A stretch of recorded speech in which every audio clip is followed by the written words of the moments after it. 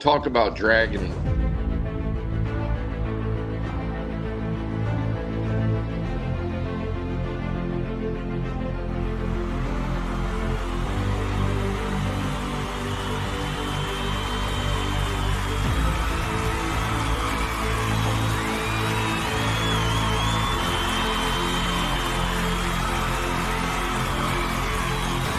Ladies and gentlemen, this is the main event of the evening, presented by Carolina Lake Race Fan Good with us. When the action begins in the studio, our referees for tonight's event are Elgato Azul and Carolina Real Streamers. For the viewers in attendance and Facebook and YouTube users around the world, this is the moment you've all been waiting for.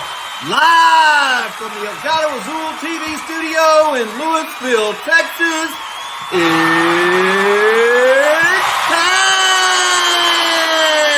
time! What's up, slime lovers? I'm your host, Chris, a.k.a. Elgato Azul. A partner in slime is missing in action. He's running late. He's had a work meeting. He'll be here shortly. Over to my left is my buddy, Epic Catfish, Tim Scott. What's happening, Tim? I don't know which way I should point. I know. I've been doing this show for 3 years. I do it wrong every week. So. Yep. Everything's flip-flopped. So how you doing, Chris? I'm doing great. How about you? Well, I, as a lot of people know, I got to go fishing a little bit, which is rare for me. Usually my fishing season, on account of my weather, which is, it's very cold here compared to, and I'm not that far north. I'm about 2.5 hours south of Chicago, but yet we get the polar Arctic stuff coming out of Canada. It gets us all the time. And we had ice, not even 2 weeks ago. So, a lot of people are surprised to find out that my fishing season is fairly short. Everybody else is already catching flatheads. I won't get a shot at a flathead until June. Yeah, maybe sometimes late May. But I mean, not, none of this April stuff. Yeah, well, Yells is later too, so it's an extended later in the season than a lot of guys, I think, right? No, it's really not. It's over by Halloween. I'm telling you, our water dips below 55 degrees at Halloween. All right. Well, that's probably why you travel fished for 30 years. It's exactly why I travel fish for so many years. And now that I do the furniture thing and I have my own business, that kind of cuts my travel time down quite a bit. But anyway, I just make the best of what I got. I was going to bring this book that I found in my library. It's got you in it. Oh, does it? Original. Because when I first started really looking into catfishing, there was no internet. I mean, there was internet, but there was no real information on the internet. Right. I bought a hardback book. Secrets of catfishing or Yep. Yeah, I was pretty heavily involved in that. Yeah. I actually was writing for North American, or I wasn't quite writing for them yet, but their writers were running some things across, they would email it to me before they published it so that I could shake the fairy tales out of it as hard as I could. And sometimes I could, and sometimes I couldn't. Sometimes, they're still going to write about what they write about. But I was a little tired of that. So I kind of put my feelers out with a few writers. And I said, because writers all they're listening to is just fishermen, because most aren't writers. So, and most writers aren't fishermen. So they didn't know, that they didn't know that catfish don't sleep in the mud until the first lightning storm of the year, or, all those weird little fairy tales that went along with catfish. Yeah, they eat earthworms and stay on the bottom, and which, I mean, they do, but there's things in magazines, and everybody here has read them, that the premise of the article supposedly is to help you catch catfish consistently. Well, no, they love to write about the weird stuff. I'd go to the meetings, and I would write a list of things I wanted to write about, and their people would write a list, and it was always the dumbest thing in the world that they wanted me to write about. It was always, catching catfish on, candy flavored bologna in Tim, July. things never change because I know. I think the most popular content creators, it's all a gimmick. It's like, Yeah. Look what I caught this fish on this week. Yeah. Anything that was weird, they wanted you to write about, and I just said no. I said I will not write about running deep lip crankbaits for flatheads along riprap on rivers. I said there are places that it works. There's places it works fairly consistently, but only for 2 weeks. It works for 2 weeks. I said, you really want to write about that? But they always had a problem writing about current because current is difficult to express in words. So they would write, or they would edit a lot of that out. And I'm like, no, you have to leave the current factor into this because it's the most important thing in the equation. So, it took me 6 months just to basically educate my editors, because you as a contributing editor, you always have a staff editor, and they would always screw it up, honestly.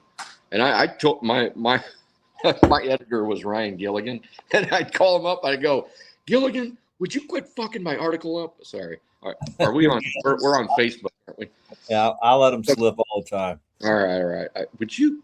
And so after a while, he's kind of like, well, yeah, but the busier I got, I didn't have time to write for him anymore because I got so busy with the furniture thing and all that, and it was kind of disappointing that I didn't have enough time because I truly did enjoy it.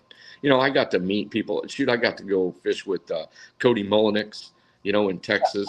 Him a handful of times.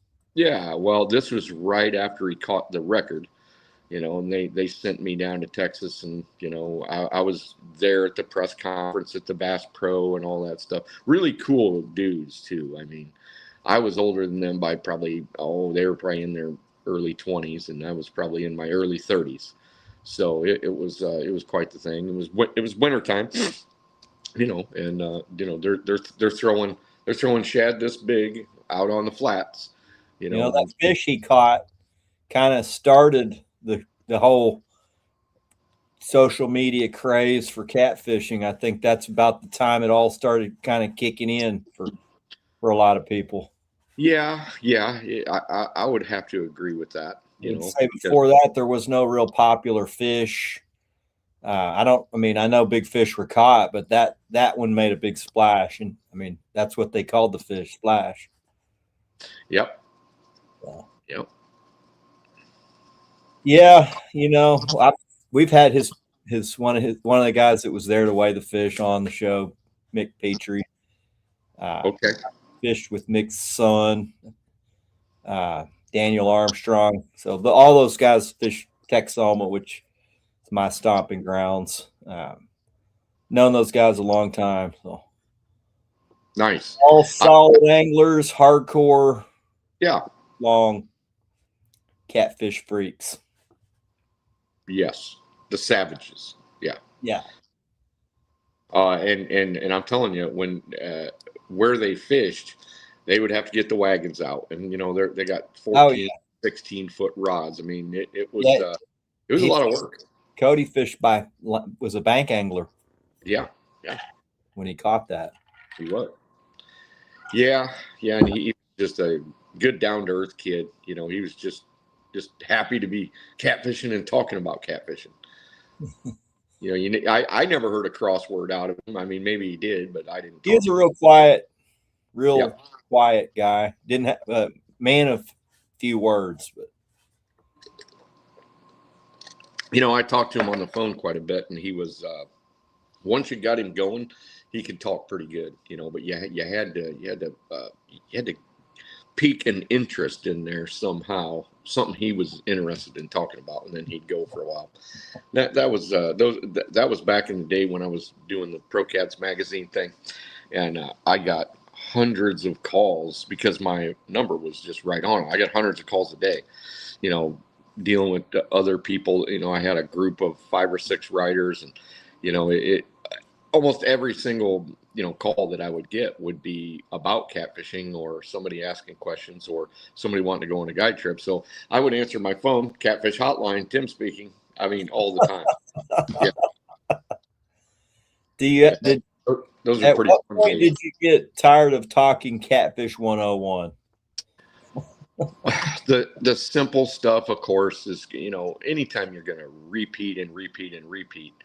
I mean, I never really got tired of talking about it. Like I still will talk about it, but my focus has changed over the years from just going out and being successful at catching numbers and size of whatever I wanted to just size. And then now it becomes numbers of big fish. So, I'm happy when I catch 1 big fish, but my real goal is to go in a day, catch 3 over 70 or 4 over 70, and one of those be a 90 and maybe 100. I mean, that's my greedy nature, of course. So you got back on Facebook. What made you decide to get back on Facebook? A friend of mine said, dude, he called me. He's like, why aren't you on Facebook? He said, Facebook has got more catfishermen. And he was right, because, TikTok and YouTube, they're a little different. Facebook probably has more catfishermen per capita, and probably, I would say, better, more focused anglers than the other two combined. There's some good catfishermen. What's that? I'd agree with that. Yeah, I mean, no sooner than I got on Facebook and started to actually participate, then my feed was like, man, there's a nice blue, there's a nice flathead, there's a nice whatever, so it wasn't, and you could tell, you'd listen to people talk or what they posted, they were, I would say, better, like TikTok. There are guys that are really good at it, and there's a pretty good number, but there's a whole lot of people that absolutely know nothing. They don't care about it, yet they're commenting and running their lip and everybody's stuff. And, just watch a TikTok live. Nobody even waits. Nobody even waits. They'll be like, where are you fishing? One guy will say, where are you fishing? What are you using? Two scrolls up. What are you using? Where are you at? I mean, they just ask questions. They don't even watch. I mean, if they just pay attention, they would find that out, but they don't care. They're just blowing through there and asking annoying questions. So now that you've been on Facebook, who are you paying attention more to anglers? Well, sure. Yeah. Well, I know you're a river guy. Like, you're looking at lake guys too? Well, sure. I mean, if you hold up a big, and this is to the Facebook, but if you have a avatar with a big ass fish in it, and it says there's 100 mutual friends, I usually hit the follow button. I kind of stop it at 100, because I kind of got bit a little bit when I first got on it, and I ended up, people that send a friend request, I hit the okay, and then I would just hit it. Well, in my DMs shows up some internet hookers, of course. So I'm like, okay, I got to be careful about who I accept or not. So I actually look at it now. I don't even accept females. No, you know what? I've surprisingly got 7% of my audience is actually female. Believe that or not. I thought I was way too ugly. Well, I mean, followers is one thing, but friend requests. Oh, friends, no. I look at their thing, and they better be serious. If you're a hardcore angler, I might. Yeah. Yeah. So, who are some of the anglers that you're impressed with? Since you're an old schooler. Who are some of the river guys, and who are some of the lake guys? Zane Sith is one of them. He answers questions intelligently. He has a pretty consistent thing, and he has a pretty good thirst for knowledge. He does an okay video. Besides all the drama, I like Flathead Doty. I don't know about the drama. I just kind of stay out of that stuff. But, I mean, he holds up big ass flatheads and he fishes a small river. So, I mean, yeah, I'll follow him. Shoot, William Kimball's killing it right now. Nice information, good stuff. I mean, there's a bunch of them. I mean, a bunch. There's guys that probably when they do put something out, like they don't put something out every day. They'll put something out once a week, and I'll see it, and I'm like, yeah. The late guys are good. They're talking about dragging boards or doing all that stuff, and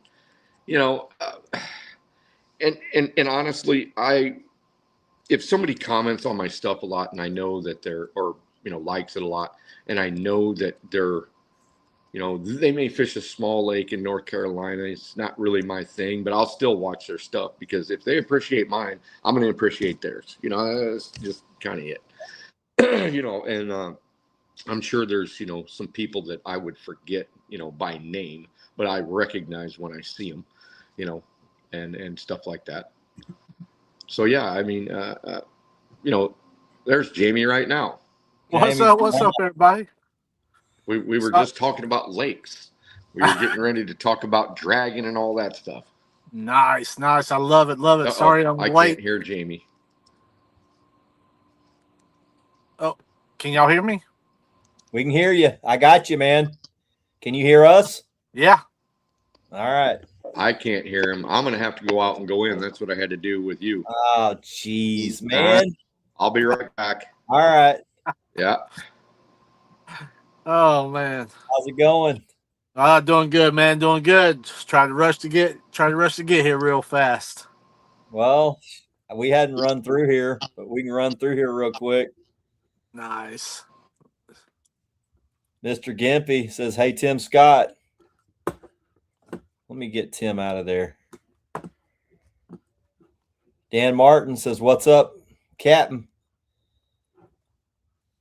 Josh McPherson says, what's up, guys? No, give Tim a minute. Dan Martin says, waiting for this one. Jason, I scrolled past him, says, what's up? Lance, the coup guy, the Hawaiian fisherman, says, hello, everyone. Catfish Junkie, is there catfish in the Mississippi River? Corey Whaley says, what's up, fellas? Alex Texas Fishing says, hello, Slime fam. Parker Pursuit says, evening, everyone. Welcome in, JP. Tex Cajun, how's everybody doing? I'm doing pretty good. Tim's alive. He must be feeling pretty good. Jamie, how are you doing tonight? I'm doing good, man. Blessed. Michael Cox says, hey, everyone. Ted Hobson says, how's everybody doing? Bill Journey says, what's up, fellas? Man, my eyesight's going quick. Yeah. I can't even read that. My wife's like, you got to get readers. It's too much. When we go out to dinner, you might as well join the crowd. Huh? You might as well join the crowd, Chris. I have to, man. I'm gonna have to because I can't read. I don't know why. I can read some of them, but some of them I can't. It's Doty's damn 415. I don't know. It's blurry. Brother Chris just posted on Facebook and tagged you. She's excited and out her new. Oh, all right. He's the winner of one of the rides. That's Chris Horde. Welcome in, buddy. Killer Bee Outdoors is y'all. Bill's got a new Panga boat coming. It's like a 26-footer or something crazy. Can't wait to see it still. Lee Boy says, what's up, brothers? Welcome in, Lee. Matthew Areola says, what's up, everyone? Doty says, two fishing legends that I highly respect. I hope I get a chance to fish with the professor one day. All right. Wendell Vaughn, he's a local Creek tournament winner. Welcome in, Wendell. How's it going, fellas? Randall Smythe says, "What's up, everyone? Glad to be here." JT Tuberville just got him a new Skeeter Bay boat, ready to beat up Lake Texoma. I'm ready to go beat it up with you, man. Let's go smash that lake. Stephen Full says, "Evening, gents." Joe Jordan, what's up, Slime family? Adam Owens, howdy, fellas. Mike Mitchell, what's up, fellas? Outdoor Wicked Adventures, got to always tune in for Epic. Larry Kearns, howdy, y'all. Trent Williams, Smackdown, baby. And that is it. Tim's back. I can hear everybody now, too. Subscriber decals came in. CPR. I pledge if it's 10, we let them swim. We'll be sending those out to all the supporters of my Facebook subscriber friends. Appreciate you guys. So, Timmy boy, how was Louisiana? It was eye-opening, to say the least. I'm going to put Tim in the middle. It was different than what I imagined, because what I had seen is, I'm going to try to make this description kind of brief. What I had seen from people posting stuff online is more of the winter stuff. We actually landed there in March, which you could tell the wintering situation was already over. There wasn't any white trout up there. The saltwater wedge was back out to the ocean. And when the salt wedge goes, there goes the white trout, there goes the redfish, there goes, all the weird stuff. I hear it's epic up there in September and October. Y'all went to, where'd y'all go? We went to Venice. What's north of there? Norco? Yep, Norco. Okay. That's Norco's where you see everybody catching 3,000 pounds of fish in a day. Well, there's a couple spots down there too that nobody has shown, but it was pretty obvious, because Zach and Roger had been down there about 8 weeks earlier, and I mean, there was a huge population where they fished down there. There's a couple holes, because really the whole thing is there's some big thoroughfares. One's called Tiger Pass. I don't know what the other one's called, but anyway, it's like it's kind of a river looking thing, but it's very slow current. But then you'll be going along, it's 15, 16, 18 feet, and then boom, it goes into 50 foot, goes across, and then goes back up. Well, they talked about those spots being absolutely full of big catfish. Not huge, but 20s, 30s, and 40s.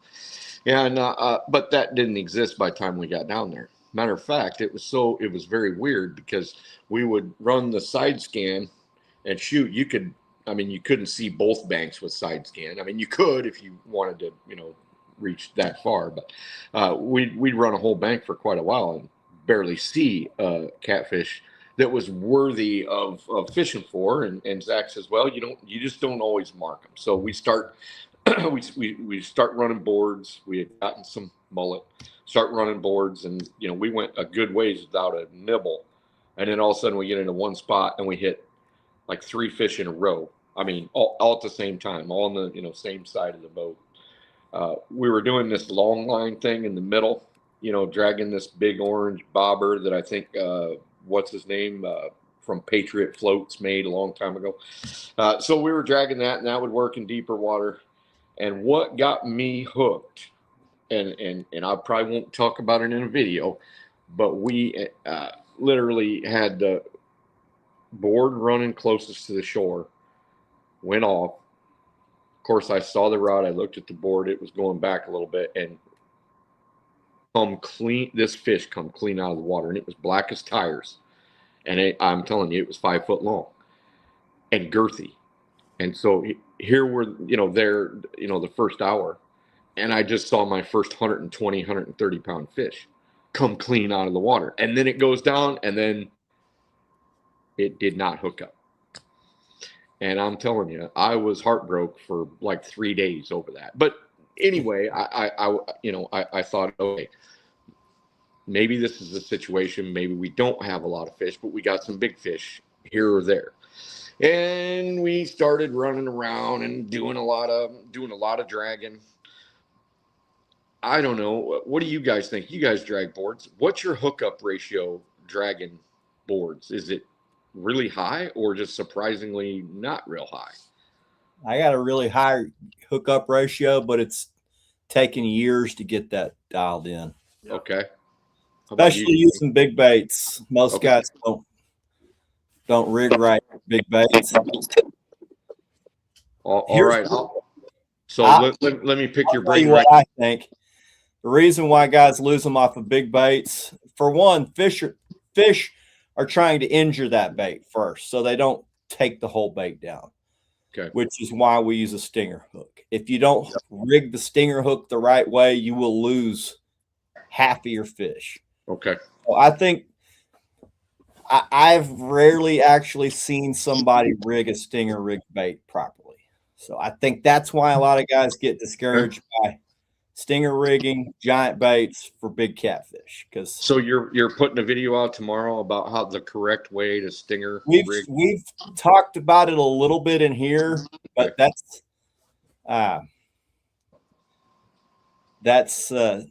see, I don't this we don't just put out for everyone. Yeah, this 2 weeks ago was it's the first time I've ever been in a boat and drug planer boards.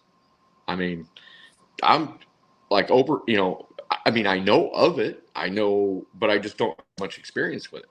So it was a new thing for me, and of course, I'm going to get my immediate theories, why we should do this and why we should do that. But, I basically, when I'm in somebody else's boat, I just sort of sit back and don't give a whole bunch of instruction at all. I just learn what's going on and see if there's some place we can improve on it or not. But, I was, and you and I talked about this on the phone, Chris. I was very surprised at the dark fish versus the medium colored fish versus the light fish. It was very, very unusual to me because up on the Mississippi River, we don't see dark fish like that at all. Unless you're probably, I'm sure there, I've seen pictures of people with some dark fish. During the timing that I've got, they're almost all deep, like your fish deep and it's turbid water. It's not, the sun is not penetrating that far in the summertime on the Mississippi. Now it may in the winter, because I've seen some winter fish that are kind of dark, but man, these things some of them were black like tires, and you can't tell it. What one thing we talked about, and some of you guys probably have experienced this. A lot of guys say, "Oh, he's suntanned. That fish has been up shallow. He's suntanned." But I told Tim, I was like, "Well, we'll catch him in the winter. They'll be white as a ghost. I'll put the thing in the live well to revive it. When I pull it out, it's black as night." He's been shallow, but he hadn't been in the sun. He's been in it, and he comes out pissed off, flopping.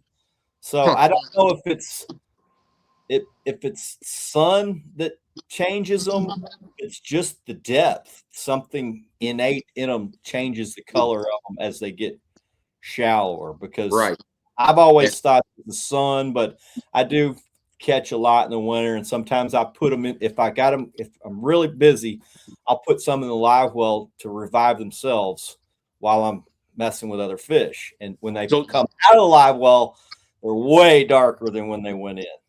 Like putting a smallmouth in a live well, you catch him out of the river, he's fairly, not very dark. You put a smallmouth in the live well, and all of a sudden it's, you're seeing all of its stripes and its spots and all that stuff. Is that what you're talking about? Pretty much, yeah. It looks like if you catch a fish up shallow, like when I'm fishing right now, I'm in 5 feet. I caught one this week. Jackson caught a decent one last trip. Somebody said, "Man, how shallow are you? That fish sure is dark." Well, I'll catch one in the winter. He'll be white. I'll put it in the live well for 20 minutes, pull it out, and it's dark as a spring fish I'm pulling out of shallow water. So. See, I'm gonna have to do some more research stuff on that because I do not see that. Even when I used to go to the river, and catch 60-pound fish to bring them home to put them in my tank. I never noticed putting them in tanks to change their color very quickly. I mean, I'm not disagreeing with you. I'm just saying where I'm at.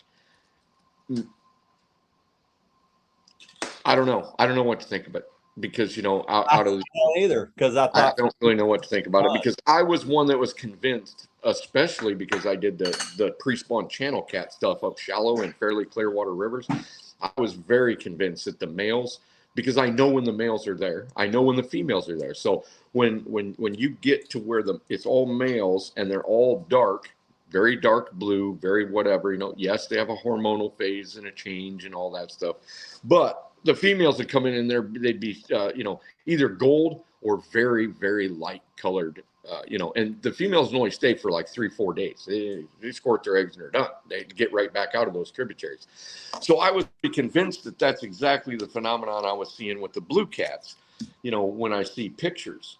Well, these are really the first ones. I've caught thousands of blues. Besides, I did catch some one time on, Lake of the Ozarks up shallow.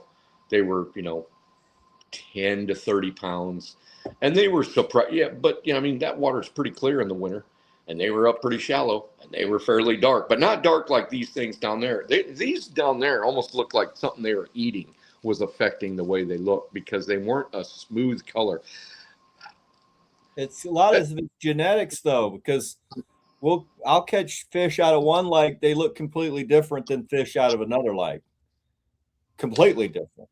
Seeing me not being a lake guy, I don't notice that. I know that the DNA is different for lake to lake rather than the Mississippi River. It's right but it's a long way off, and some of those fish are going to be local. So you don't know, until somebody was to actually do a DNA study and then figure out what the differences are in the different regions. But obviously, you can get certain traits that are more beneficial in one body of water as it is in another body of water. Definitely. But who's going to split hairs and pay for that? Have a high percentage of piebald, whereas most fisheries it's like a 1 in a million fish. But in right. I get it. One guy's caught 20 of them. And Tim, the watercolor didn't look very dark where you were. From the video I seen, it wasn't, but some of it I messed with I didn't mess with.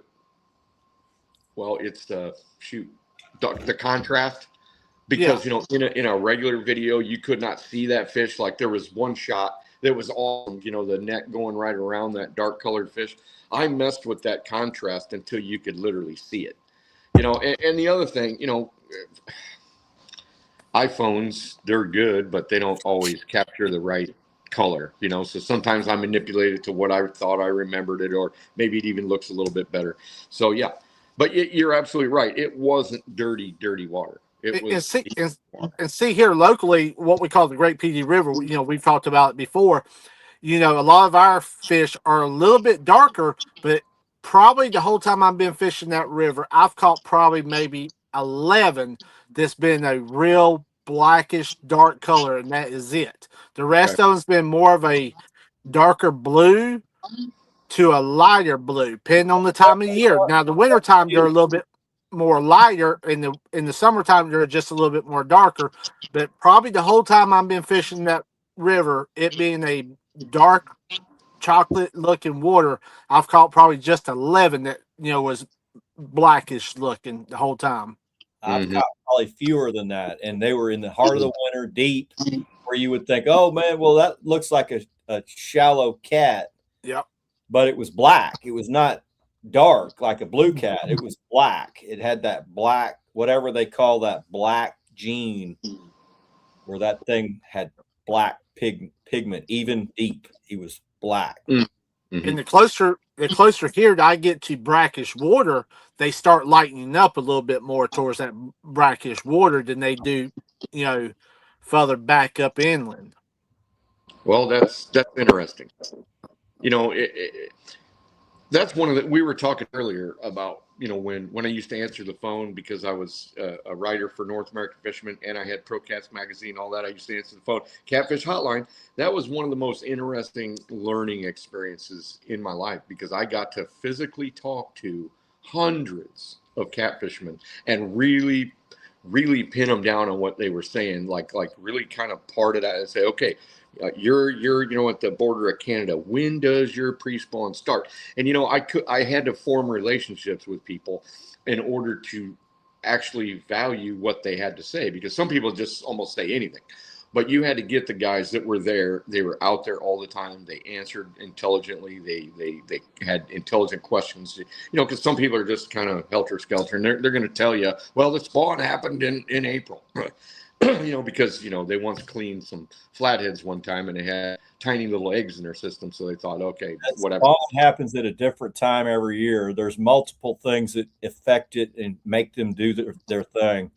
There's factors making it's time to go now, but one thing I learned, even just last couple of weeks, that the tropical zone of the United States has got different attributes than the heartland where I live.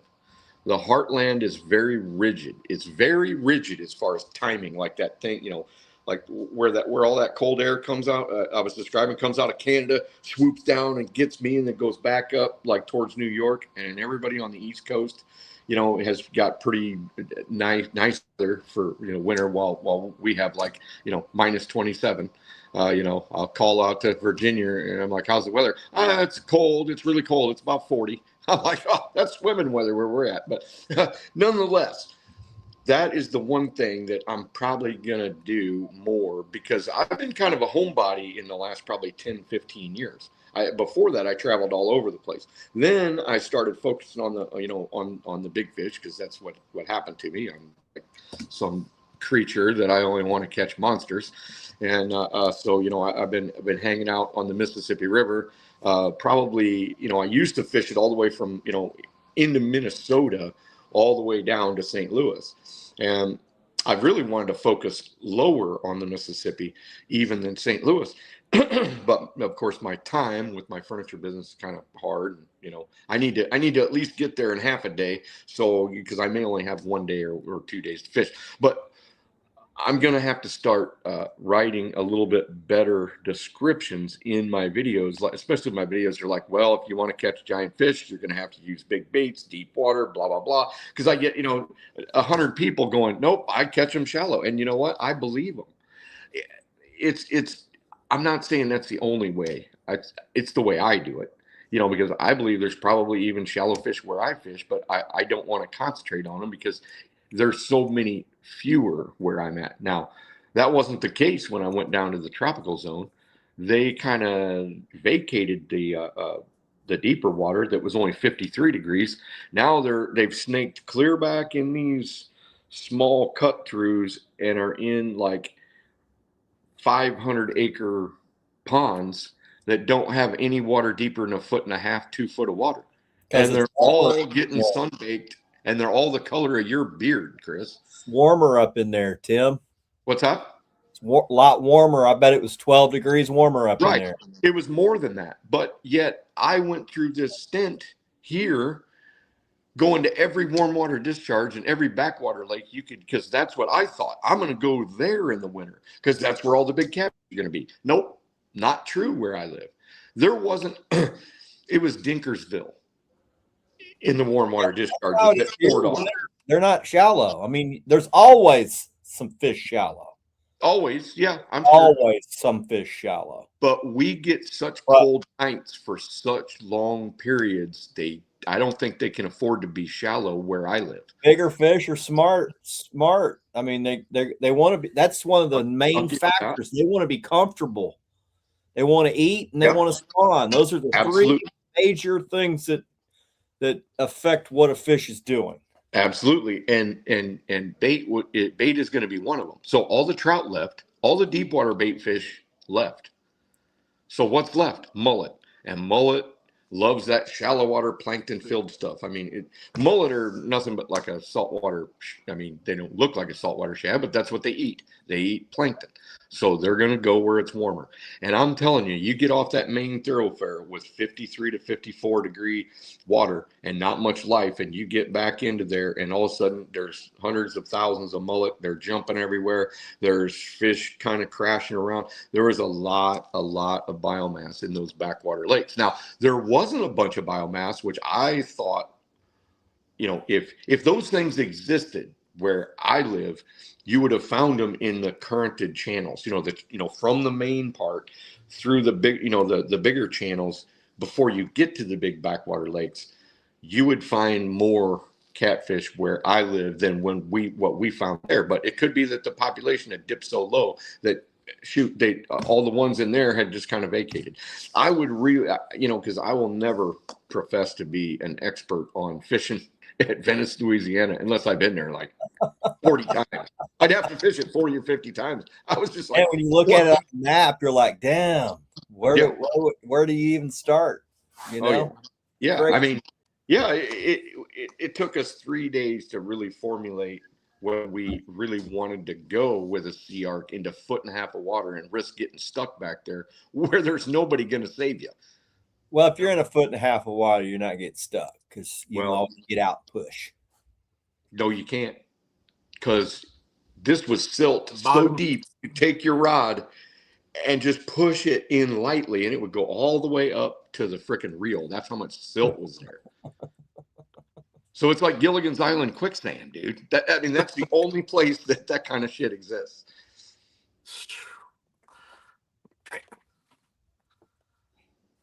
Got to have big cojones. Yep, you do. So, and we did.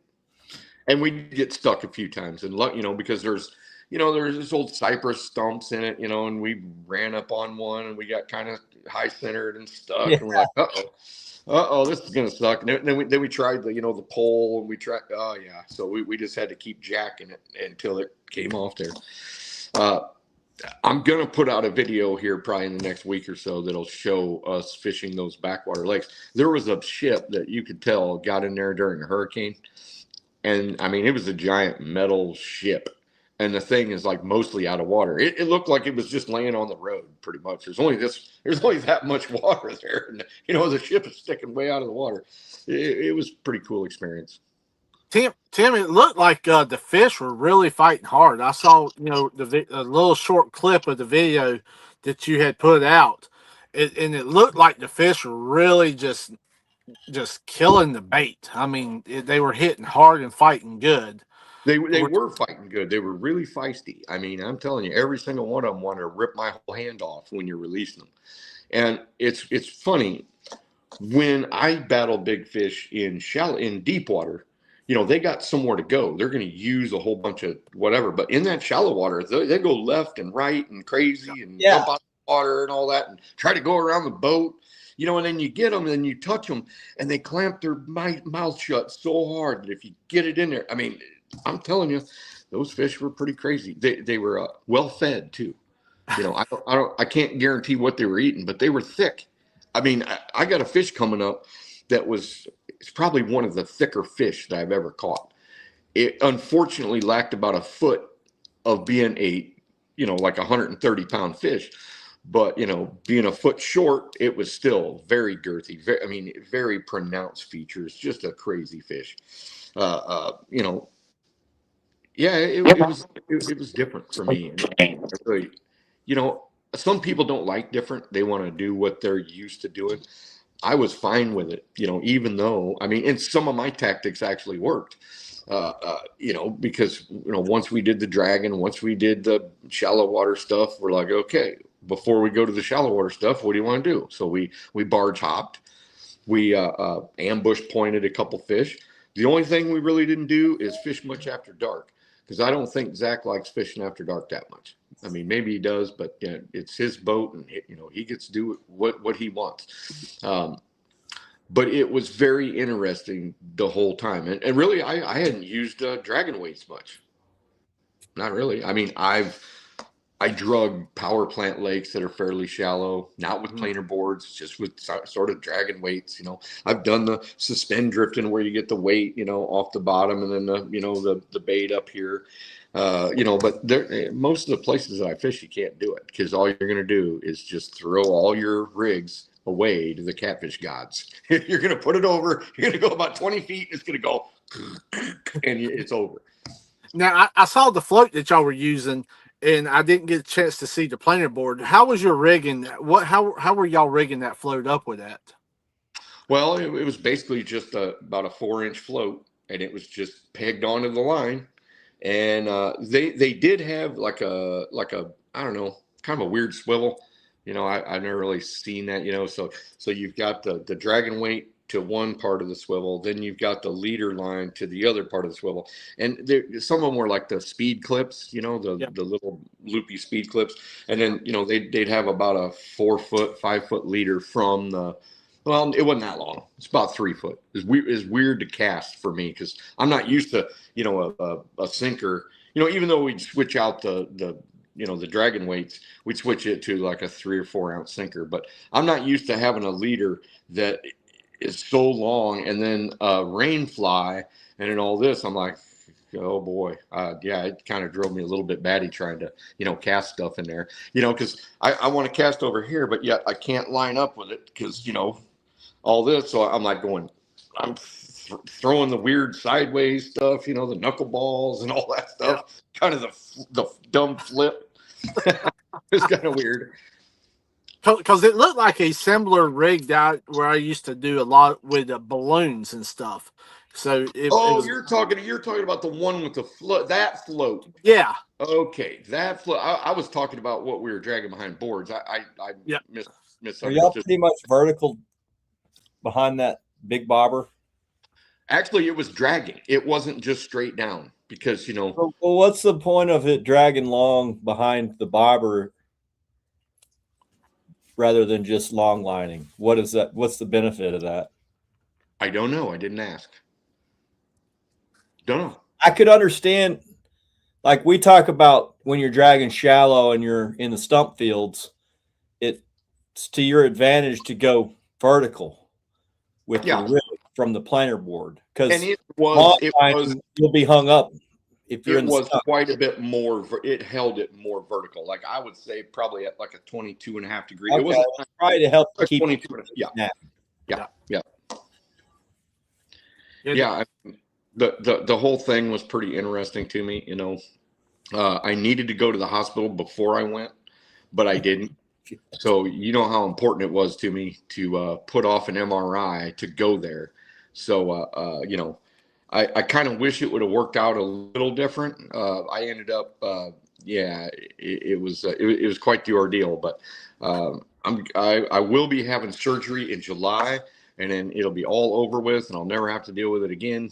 And I'm telling you, I told Chris earlier, I said, I think I'm going to ask for it, whatever they cut out of me back, and I'm going to use it for catfish bait. I threatened to do it with my finger, but they saved my finger, because I did ask them about that, and they said, if we have to take it off, we will give it to you. I'm like, awesome. Man, I've never heard anybody ask for that before. You're the first. Well, I mean, if it works, you'll probably have a lot of people out there going to the doctor. Do you know anybody else that got a tooth knocked out by a catfish? No. Now you do. So got a tooth knocked out by a catfish, and maybe I'll catch a giant catfish on like a piece of my intestines. I don't even know where to go after that one. No, you just move on. Just go. What's wrong with that guy? I've seen a lot of people get slapped upside the head with fishtails and stuff, and a lot of headaches. But man, yeah, it happened on a live show too. And what happened was it started to flop. I was doing this. I was getting ready to release it. It started to flop, and I didn't want it to just fall out and bash on the floor. So I went down with it onto the cooler, and I actually hit the dorsal. It was the pectoral fin, actually, right at the top of the gum, and knocked it so loose that it fell out by the next day. Wow. So, it is what it is. I've been lucky so far. I didn't get stabbed in the eye with it, so Wouldn't that's that good. Yeah. So let's. uh, Well, I don't what know. did Huh? what did you think of all the dragging and stuff? Since you don't get to do it a lot, what did you think about it? I mean, is it something you want to do a lot more of, or? Well, not where I fish, but given that circumstance, it seemed to be the most logical because it's not like we could just go a little bit, find something that like a wing dike or a dip or a big tree in the water or anything like that that would attract big catfish. They were loose. They were spread out. There wasn't big pods of catfish. There wasn't, 2 or 3 here. You'd see one here, one there. So really to cover water, dragging was a great thing, especially up in those big lakes, because I mean, what you got to have we physically ran over some catfish that got underneath our boat and then came out the side, and I saw them swim down the side of the boat, and they were 30 pounds.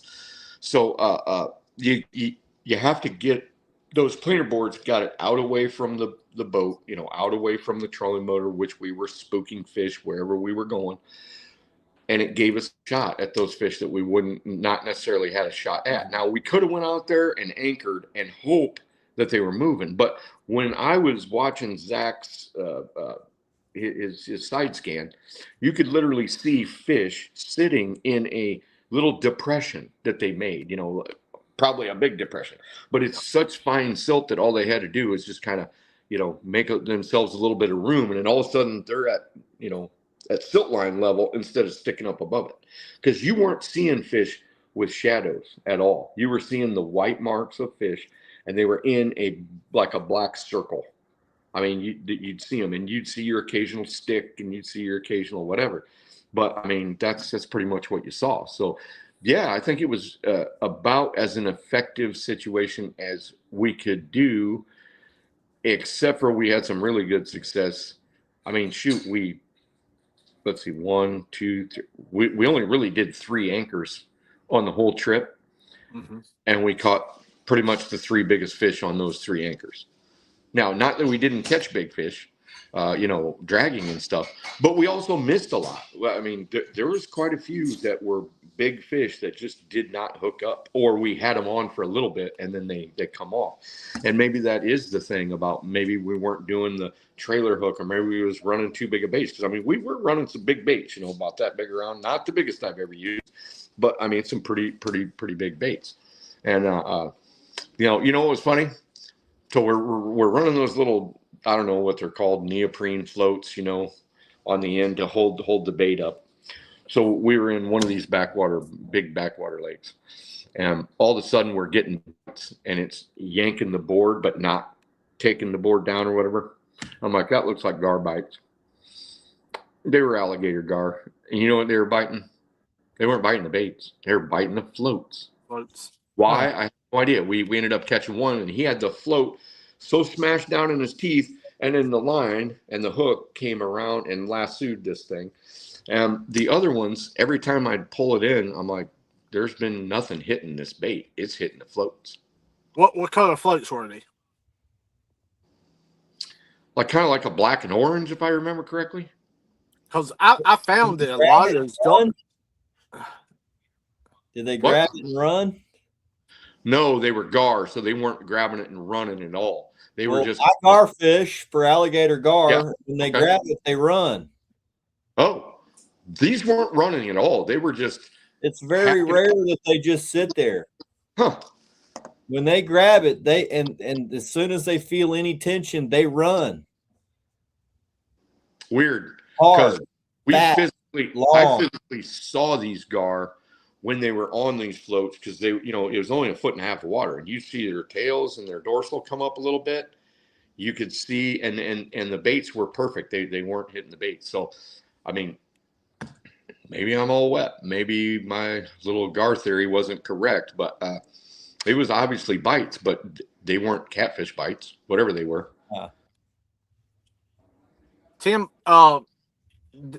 what size line do you like to use on your rods a lot? I use mainly 50-pound mono, and I've experimented with power lines on the Mississippi where I fish, and they're not conducive to my style of fishing.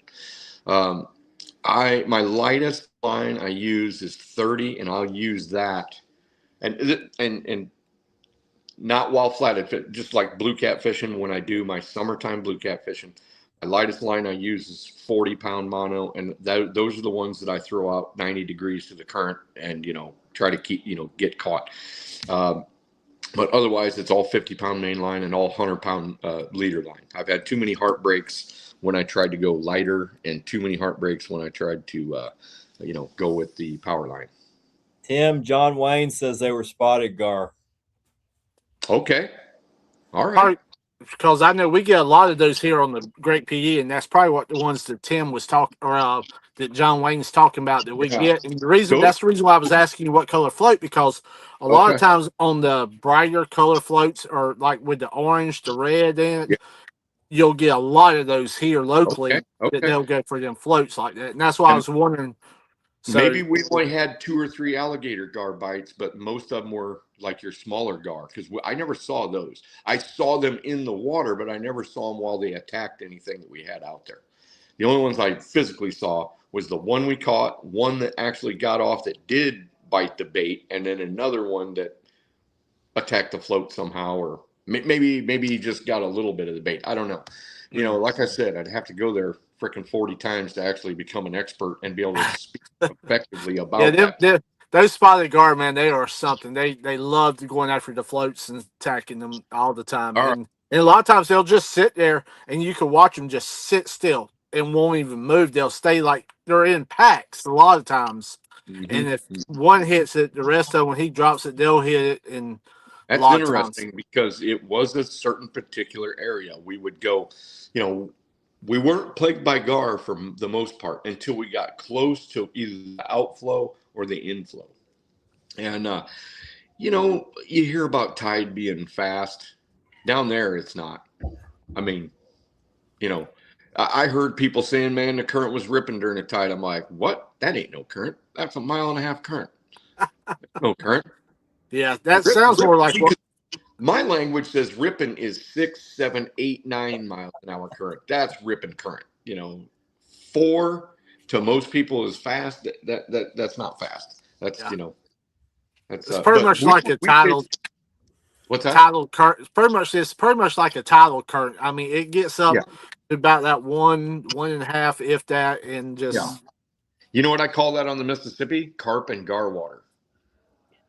Yeah. Whenever I'm in a mile and a half, I don't want to be there, because it doesn't hold for the most part during my and here I can't just say carte blanche, but during the time that I fish, on the Mississippi, no, I don't. I always throw a bait or two up in that slow, shallow, what I call carp and gar water. Yeah. But my fish are acclimated to heavy current. Like that would be totally different to you guys. I mean, you guys fish lakes, so take the current out. Now you got to deal with only habitat. You got to deal with water temperature. You got to deal with depth. You got to deal with bait. Now you got to deal with where the bait fish are. And all that. So, I don't really have to. I wouldn't say mine's easy. I don't think any fishing for big fish is easy per se, but I can set up a fairly strict set of rules and follow that. Where I've watched Chris. I haven't watched you fish, Jamie, but I've watched Chris, and Chris has got to be prepared to go from shallow to deep to medium to this to the stumps to whatever. I mean, it's like pattern 1, 2, 3, 4, 5. He's got to speed up. He's got to slow down. He's got to anchor. He's got to do all this stuff. I'm like, well, you got to know your shit. You got to know your business. You've been to Santee Cooper, so that's my number one lake I go to a lot. But when I come back home, I'm on the Great PD River or the Intercoastal Waterway. Yes. And I like the way that looks. I saw it when I was down there. I liked the way it looked. I mean, I was on my honeymoon, so I was only really allowed 1 day of fishing. So I was like, all right. Yeah. And that place is loaded with some big fish. Impressed with Black's Camp, by the way. Not at all. She's like, I'm sleeping in my clothes. I said, oh, geez. Well, if it helps, they've redone it, new owners and everything down there now. So Yes, everything is My 100% better. My wife on our honeymoon, we went to Hawaii and we went backpacking, and there's this beautiful waterfall, and we stop, and I unzip my backpack and I start breaking out my fishing rod. She's like, "You brought a fishing rod?" Oh boy. And I'm like, "Yeah, of course I brought a fishing rod." She said, "Well, That's all. how do you know that there's fish here?" I said, "Look at this place. It's in paradise. How could God not put some fish in paradise?" I mean, Yes. beautiful waterfalls, deep, clean water.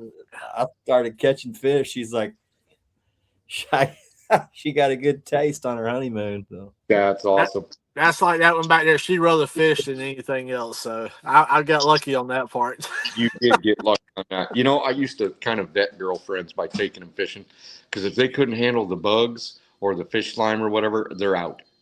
You're out. You know, there you go, guys. Too much of the hair spot and the. I'm like, yeah, you're done. Next. Bringing the makeup on the boat, man. It's hot out here. Oh my gosh. Yeah, that kind of crap. But you know, when you're young, you got to deal with all kinds of stuff. Yeah. Oh, geez. Well, and you have the luxury of dealing with all kinds of stuff, I guess. You know, I think now if my wife didn't like me, I just wouldn't even do it. I just fish. That's it. Tim, were you used to using smaller size hooks than what you're normally used to? I mean, was it weird for you? I mean, yeah, that size of hook was pretty much what I used for most of probably 25 years. At you know, I use probably bigger hooks now than I did the first, probably 20 years that I fished. I mean, there really wasn't anything good available if you think about it.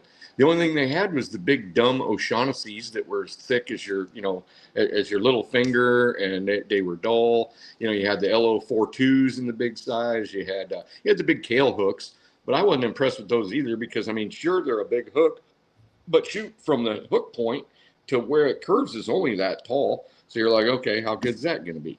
So I used this Daiichi Circle Chunk lights forever, and those are marketed under what's his name? Team Catfish.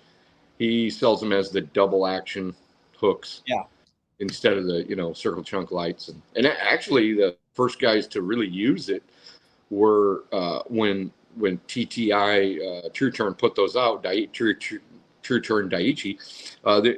The tarpon guys got onto them, down in Florida, and they were really liking them for using live baits. And so they shipped them to me. They shipped me a whole bunch of different circle hooks, and that one just made the most sense. And I actually used it the first time ever on the James River. And then I told him, I said, this is going to be an awesome catfish hook, because I mean, the design makes sense. It's not too thick. It's pretty sharp. And there's lots of hooks on the market now. I mean, tons of hooks on the market that are great hooks. Back in the day, there really wasn't that many. I mean, you're either, I got stuck in my local area because you couldn't really order anything. There was no online anything. I'd have to go to, Kmart before it became, we started using Kale hooks when I was. Yeah, I used Kale hooks, but you couldn't even get those in my area. I had to use 4 and 5/0. Remember the old True Turn bass hooks? Yeah. For like I had to use those, and I caught some humongous flatheads on those. Mostly, my first one's mostly on accident. I was just fishing the right place just enough with the right bait and the wrong hook and the wrong rod, and the wrong reel and the wrong line. It was a recipe for disaster. But sometimes I'd get them to the shore or get them to the boat. And my 2-man bass boat that I would go up to the Corps of Engineer dams with my little 36-pound thrust trolling motor. Yeah. A lot of Zepcos back in the days, wasn't it? Dude, Zebco 33s, brother. I'm telling you. You know, the push button, you know, oh, yeah. Stripping a lot of gears out of them. I know that. Oh, yeah. You know, and the old versions, the ones that were like that my father bought when I was really young, like, you know, 3, 4, 5, were better than the ones that came out in the 80s. The 80s, all of a sudden, they had kind of plastic gears in them, and they had, it just, they didn't screw on. They like went on like this, and they did one turn. Yeah. Then they get loose and rattle, and every once in a while you cast, and the whole face of it would come off. You have to put it back on. Oh yeah. Oh man, that was the day, though, boy. That was the days. Yeah. When 3 ounces consisted of 6 half-ounce egg sinkers, because that's all you could get. Yeah. Then you had to hold the line. Yeah, a line of them, and just like in pool, as soon as you throw them, they all like hit off each other and then go like this, and so they're flying up your line and all that. And man, you could get some snags with them. A bunch of small. I mean, you get a bunch of those, and they're laying all around, and oh boy, you can get snags that way. Yeah. Them old Zepcos, you had to hold the line tight just to get it to go back in on the reel a lot of times. Yes. But I tell you, fishing's changed. Chris, we were talking about electronics here a show or so ago, and how important now that electronics has got and how advanced they've got is crazy. I caught my first flathead off of this, Tim. Oh boy, that's like that's like a square body truck right there. Dude, I bought this reel was from when I was 7 years old. I bought this reel with my own Christmas money. Bought this rod. So what year was that, Chris? Let's see. I was 7. It's like 1981. All right. I still have the reel. Reel's still good as new. Nice. This is a Shimano Bantam 100 1981 model. Dude, that wasn't a cheap reel either. It was like $50. Yeah, which is like 150 today. Yeah. And you buy one today, it ain't gonna last like this sucker. And this rod is a Shimano Bullwhip. Oh my. This is the rod that Jimmy Houston in 1981 said, for all you kids that want to go catch a fish, go to Walmart, buy you a Shimano Bantam 100, get you a Bullwhip and some Terminator spinner baits and go catch fish. And that's what I did. And I caught a flathead just dragging worms with this rod. Nice. So you got it. I was always jealous of everybody way back then that fished near the coast, because the fishing stuff was so much better. Like the guy that ordered stuff for our local stores knew absolutely nothing about fishing. It was terrible. We had the worst fishing equipment in this middle of the United States right here, because the coast was so far. There was absolutely the most garbage stuff ever. Like we never had a bobber. You know those hard plastic bobbers that are like red on one side and white here. White, yeah. I just call them the big dumb bobber. And when somebody's using one of those, they've really never fished in their life. Because they got a bobber this big, and they got a night crawler that big, and they're trying to catch like bluegills. I feel sorry for them all the time, because they went to the bait shop and they go, "You need a bobber, you need this, you need that," and I'm like, "Oh boy, they're never going to catch anything," So I end up giving out half my gear whenever I'm out, like bait fishing, whatever I'm, because Mom's got the kid out there, and he's got a bobber so big the bluegill have to be 5 pounds to pull it under. Oh yeah. And they got a 1 ounce jig on it with a freaking hook this big, and he's putting a whole night crawler on there, and all they're doing is stealing it. I'm like, and it always comes in the. You can always catch them in them little kits and stuff. You always see them little bobbers in the kits, starter kits, as I call them. We get a little Christmas tackle box, a little blue Plano box about this big. Yeah. About 4 floats and some Aberdeen hooks and stringer. Oh, stringer, the old nylon stringer. Yeah. And they're still selling those things. Yeah. I probably still have mine original somewhere.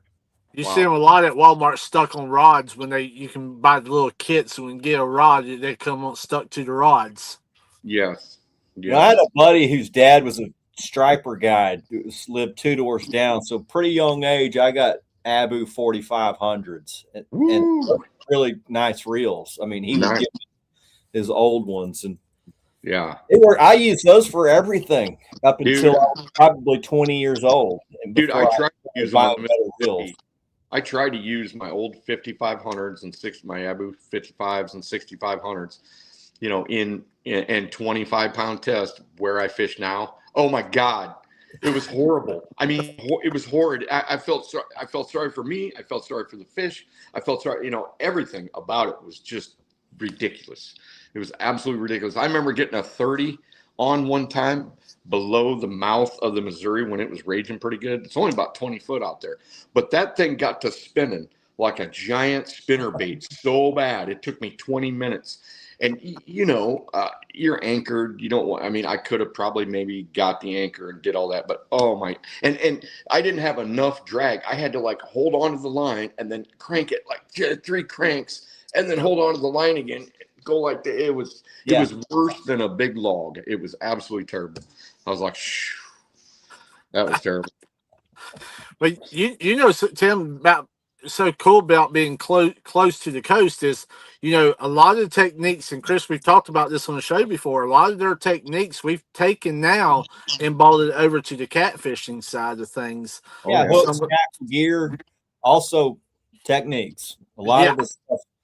And guys 5-6 years ago said it ain't nothing new in catfishing. It ain't nothing that's been done by 1,000 other guys. I'm like, I guarantee you ain't fishing like me, and there's other guys that are fishing different than me.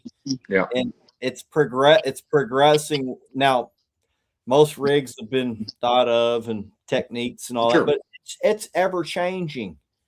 And yeah, except for me. You're the way a guy fished 10 years ago, if you talk to that same dude, he's going to destroy that guy from 10 years ago. I'm the outlier, though. I have stayed basically kind of I'm the old man in the sea now. Everybody else has went forward, and I'm staying the same. But I have perfected what I do. I'm good at what I do, and I'm steadfast at what I do, and I put a lot of heart, a lot of energy into it, and blah blah blah. It works for you, Tim. Here's the thing, buddy. True. If you fished every weekend for the last 10 years, like you fished every weekend the 20 years before that, you would not be fishing the same as you're fishing right now. I can promise you. If I had to compete in tournaments, I'd have to change, because I would get, there's no way that I'd be able to go to a body of water and do what I do and be consistent every time unless I had lots of practice. To catch the unders to win the You have to, and I'm terrible at catching unders. I'm telling you. There's sometimes I don't see a fish under 30 pounds. Lots of trips. You see a lot of this stuff now that everybody's doing. What's your thoughts on a lot of this stuff? I love what everybody's doing. If they're happy with it, I'm happy for them. I really enjoy seeing that stuff. I enjoyed seeing William Oliver targeting flatheads using his forward-facing sonar. I enjoyed seeing that. I don't think it would work too well where I'm at, but there's lots of situations that no one catches those flatheads, and he's catching them. Yeah, and he's catching big ones, and he knows they're big. Crazy to me is he's doing things that people said can't be done with flatheads. You can't catch them in 35-degree water. They just don't bite. Blah blah blah. You don't catch them in the winter. He's proven that wrong. He catches big flatheads year round. Now they slow down in the winter, but he's proven. But he's not in the true winter zone. That true winter zone. We get cold water. We get water. Yeah, yes, you do. Yes, you do.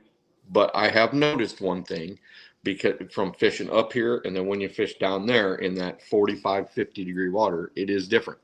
Because I used to fish wintertime all the time, and I could never, even with a camera, get a flathead to even wiggle towards a live bait or even a jig or whatever. But yet I have experienced where they've bit cut bait and live bait at 45-degree water when I get south of Illinois quite a ways. You know, it's I think it's cool when he's over there breaking ice and everyone's saying there is no freaking way. Yeah, it's pretty awesome. Pretty awesome. Holding up a 48-pounder. Yeah.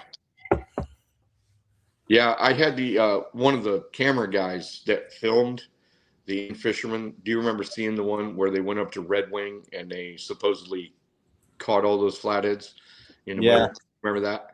I had the camera guy admit to me that not a one of them had it in their mouth. They actually put it in their mouth and then filmed them. Yeah. Yeah, and you could tell, I mean, it was kind of a new thing back then, you know, but they were in the extreme north, and there was people that said that they were catching them in the mouth and all that. But if you have to sell it that hard, it's probably not happening. But anyway, let's get off of that. Let's go let's go on to, you know, chasing giant fish. We got William coming on in about 2 or 3 weeks. I talked to him tonight. So he's William? Coming on the 22nd. William, nice. He's going to be on the I'll have to watch that. I'll have to ask some questions in the peanut gallery. So awesome. yeah. I mean, what kind of tips, Tim? I know a lot of people, you know, what kind of tips would you give people wanting to go after big catfish? Where should they start?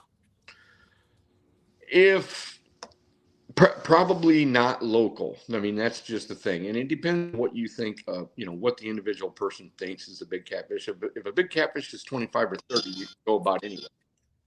But if you're looking for something that's 70 plus, which I know a lot of guys, you know, I used to do a lot of seminars every year, and I would ask that same question all the time. And I still ask it. How many of y'all think a really big trophy catfish is 30 pounds? Well, almost nobody, you know, hold up their hand.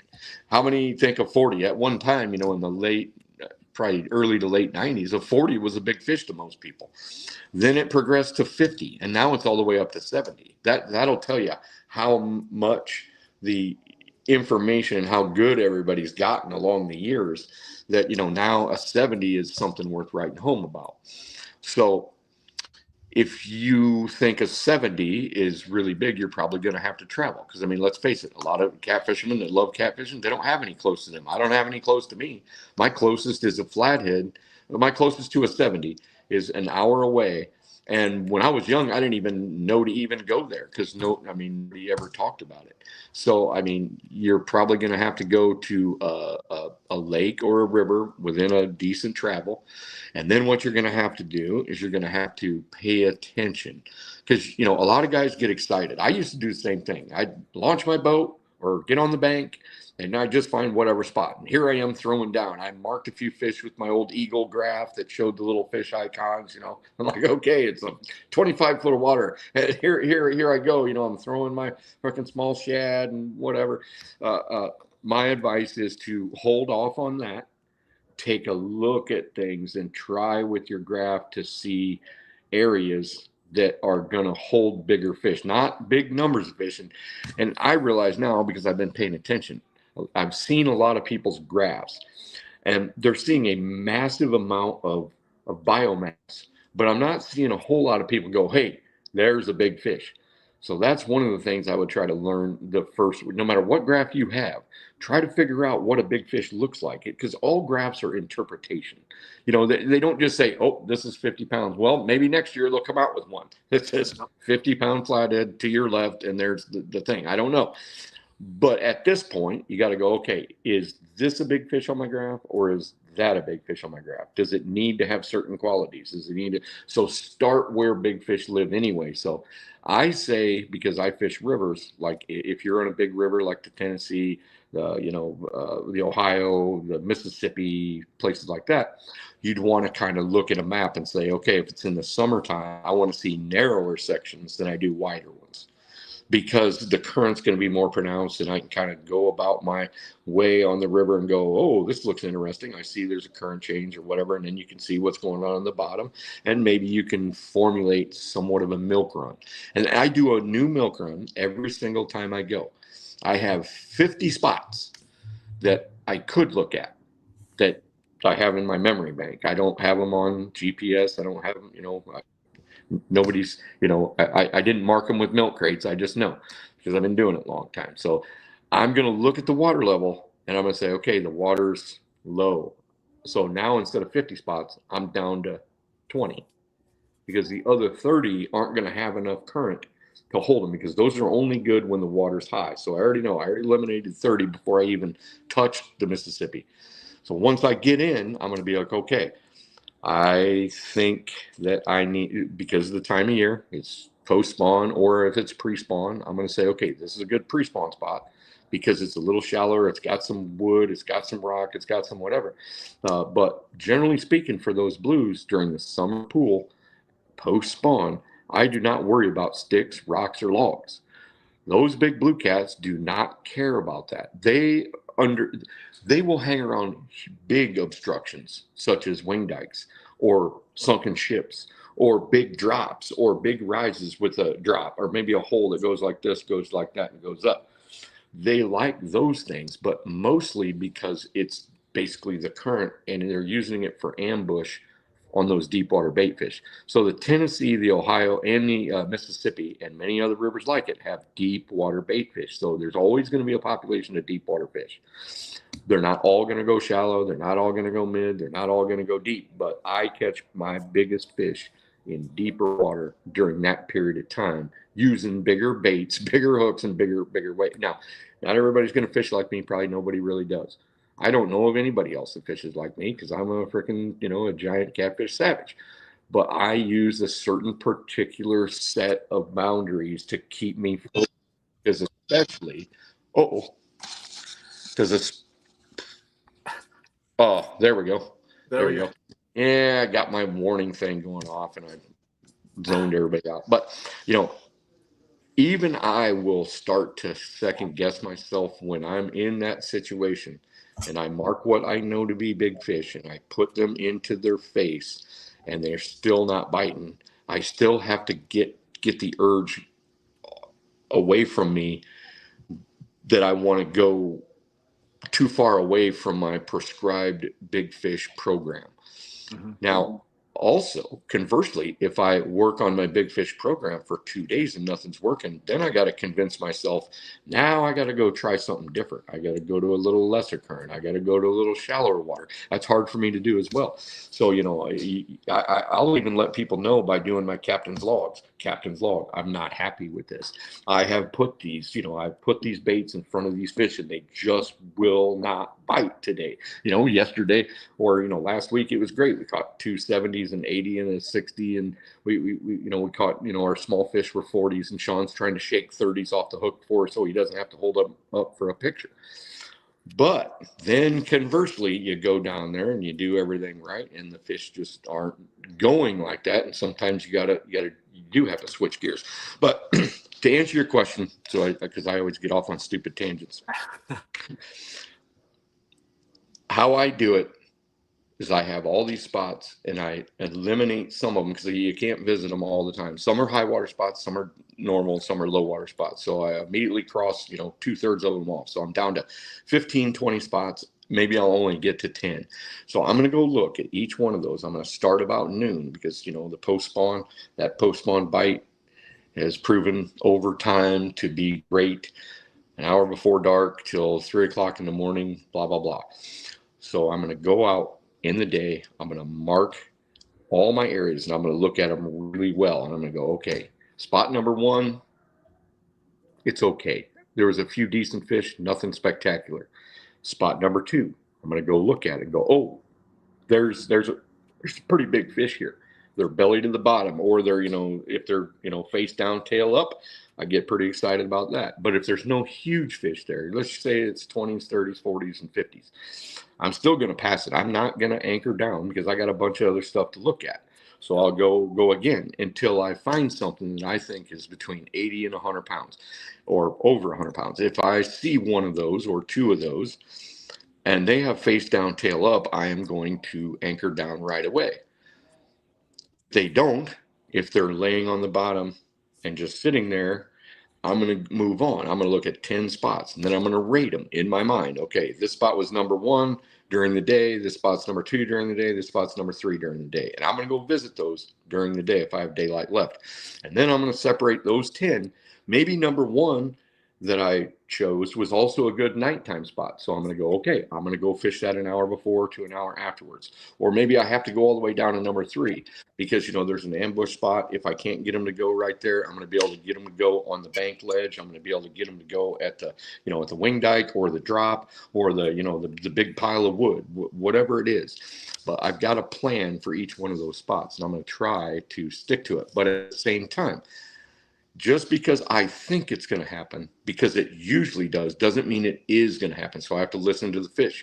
I have to say, oh, it should have been happening by now. Why isn't it? Maybe I've gotten sloppy on my, bait position.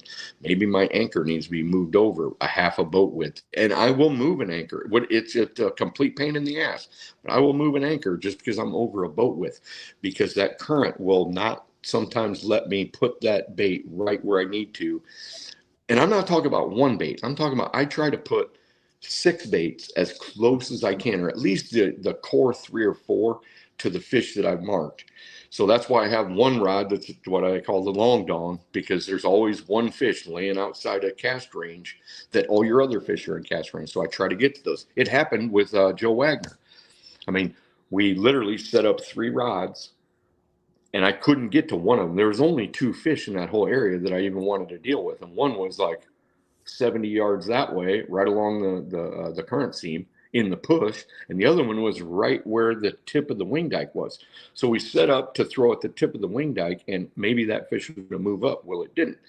So we ended up, and you guys both know this, the odds of a fish coming unbuttoned on the, when you pass a rod to somebody is incredible, isn't it? It is. It's like, what? And you try not to drop the rod. You try not to do anything. You have them on. You're going. You're like, okay, I handed it over, and there it goes. Yep. And that fish was actually bigger than the one he ended up catching. The one he ended up catching is about 72. But that one dropped off there. And so I'm like, do I let a bunch of anchor rope out and then possibly get over too far this way and lose track of where that fish is? Or am I going to bring out big dumb long dong and send it? So that's what I did. So I sent it, and the thing bit within 10 minutes. I mean, and that's not just one story. That happens over and over and over and over again. I mean, it's not 100%. It's probably 60%, but it's happened too many times to ignore. It's an actual thing that I put in my repertoire to help me land big fish. Now, the only problem with a long dong rod is they're horrible to deal with. They really are, because I mean, they're too long, and you got to put somebody way in the front of the deck, which I mean, with a really big fish, we do anyway. Because that's the other thing that I don't know, and this is not this isn't a put down at all, but like Zach's boat was awesome. I mean, awesome. But between the where the bimini top connects and the rod rack and the motor, I'm like, what are we going to do if we get a 130-pound fish? How are we going to land that? Because, I mean, granted, we're not on anchor. We would probably just stop but still, I mean, holy moly, fish of that size are very difficult to net, and especially if you can't get them up beside the side of the boat and then let them back. I was kind of racking my brains on it. I mean, we didn't have to worry about that, 130-pounder in that boat, but I cannot imagine running that setup of a boat where I fish. Maybe it can be done, but boy, I wouldn't like it too much. I would feel I would lose a lot more fish than I do. That's it. And for a lot of the river guys, goes, I love the rivers. That's my number one go-to. Current, and you talk about current a lot. Current is probably 98% of a situation that I look at. Is, I got to have that current. I love that current, and that's where a lot of times I find right on certain, depending on the style of the current, depending if it's in the curves or whatever, I'll fish. I love fishing that current. So you're telling a lot of these guys that's fishing rivers, look at the current situation, probably would be your number one thing also. It is. It for what I do, it's number one. You know, if I fished lakes, it would be not number one. I would Yeah. not consider it whatsoever. You know, if I fished canals that were very slow moving, like what I just visited down in Venice, I mean, I would have to reorganize my priorities. And I maybe think my priority. to be What? successful on a lake, you got to be able to find the biomass. That's going to be where 90% of the fish are in 10% of the lake. 100%. So 90% of the lake, the guys are looking and never seeing crap. So that they can't find the sweet spot.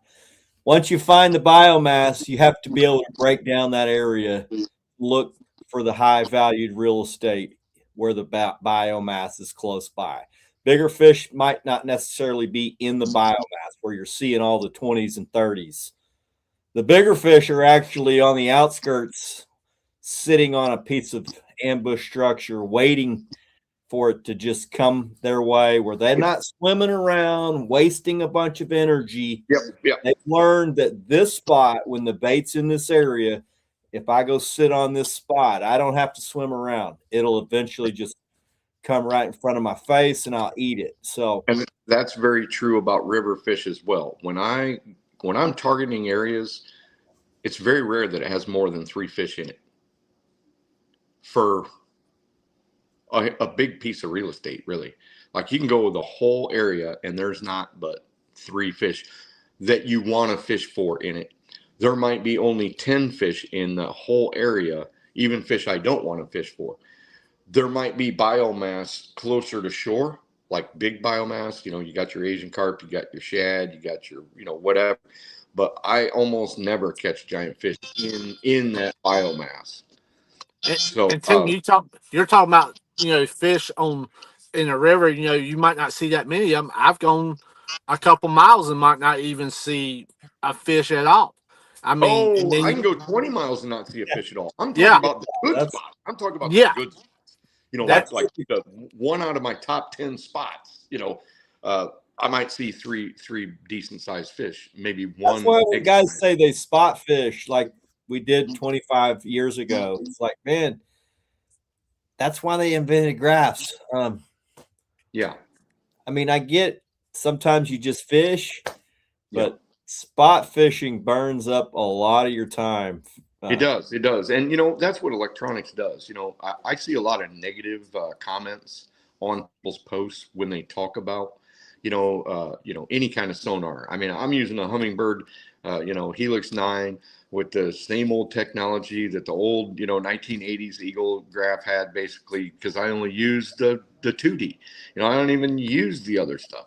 And there's people going, water where side image is not that. Yes, good. I fish water, right? It's deep and dirty. Right, and I saw firsthand the advantage of having side scan. I mean, it's absolutely huge when you're talking about stuff like what you do, or any lake situation. But neither here nor there. I am using it to save time, because there's, like, let's just say I'm going to look at 10 spots or 20 spots that are usually good. Sometimes there ain't a fish in it in 3 of the spots. So you're like, well, they're not here. So you just move on, because otherwise, if I didn't have a graph, I'd be wasting 1 hour on all 3 of those spots. That's 3 hours of my valuable time. That's all I do. I just use it to play the odds and reduce my wasted time. So I'm actually focused on fish instead of focused on ghost fish. It blows my mind when I go to Santee Cooper, then I go to a river, how easy it is to find the fish more on the lakes, the bigger ones, than it is on the river. I mean, it's just it's wild. Interesting. I wouldn't have thought that'd be the case, but I haven't been fishing lakes much. Matter of fact, when I get DMs about lakes, I usually refer them to Chris. I go, dude. I do too. I'll call Chris and like, Chris, this is a situation I've got, man.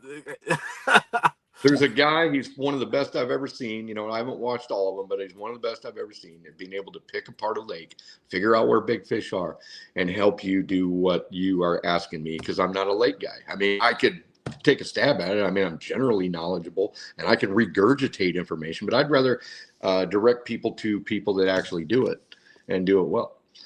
You know, we talked about this, Tim. We said, you know, in a river, fish don't necessarily use the entire river system. They'll not all like sweet spots.